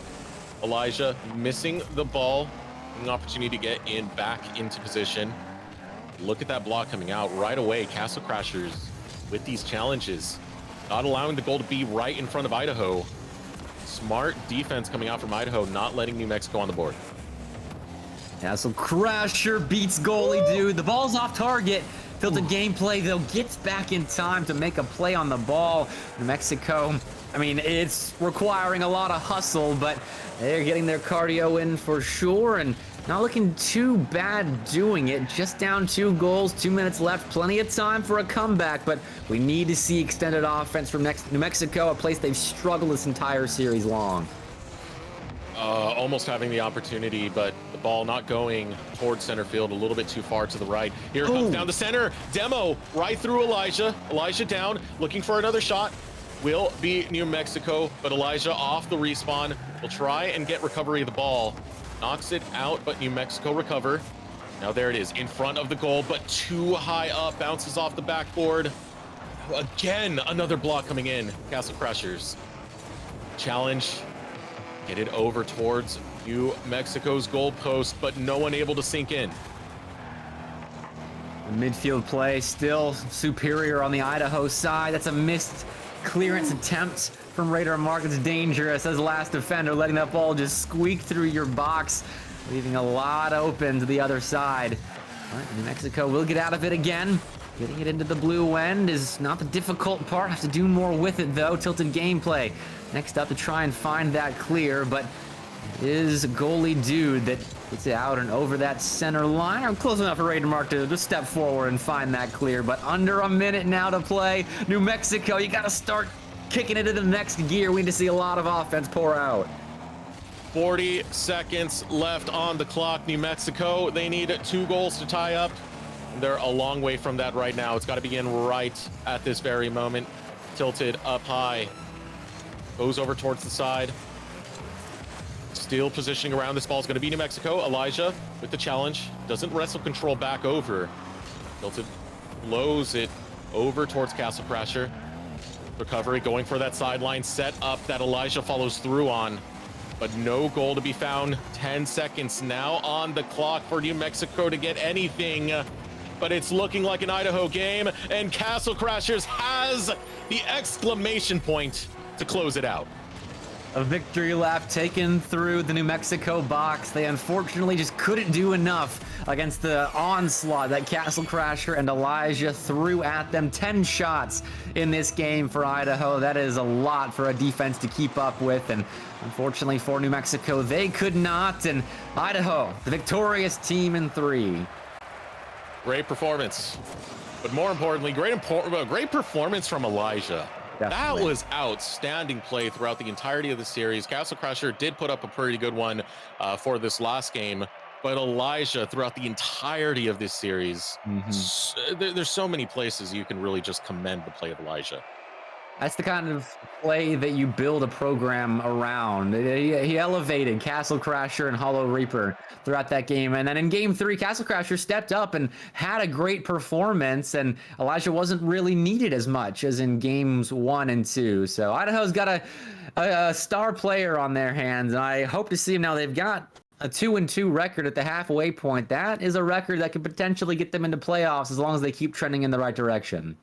And as long as they keep realizing where their strong points are and playing towards that, that passing play that we saw multiple times from Idaho, beautiful. So congratulations to Idaho Technical Career Academy. A great win in the Western region coming out from them, and a great performance attempt coming out from New Mexico.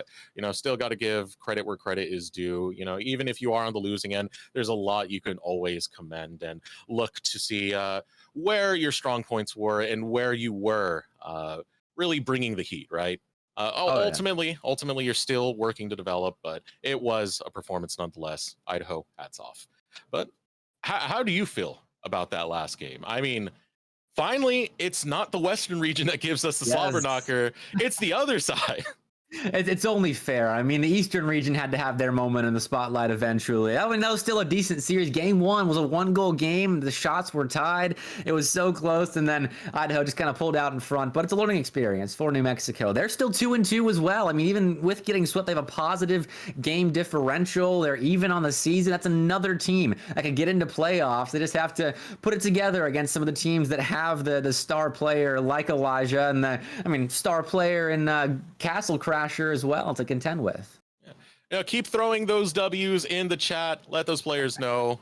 They should be boast like this, the heroes that they are, the fantastic play they did. Absolutely deserve it. W, Idaho. We're going to start closing out now, as it's been a long day, but it's been a fun one. Let's pull up that weekly schedule so we can take one more look at the multitude of titles we offer here on Stride Esports. Mondays, our players will do battle in League of Legends. Tuesdays is for chess. Tuesdays is for strategy. Wednesday, drop off the battle bus into Fortnite. Thursday, that was just today. We got some good action here on Rocket League. Be sure to see more.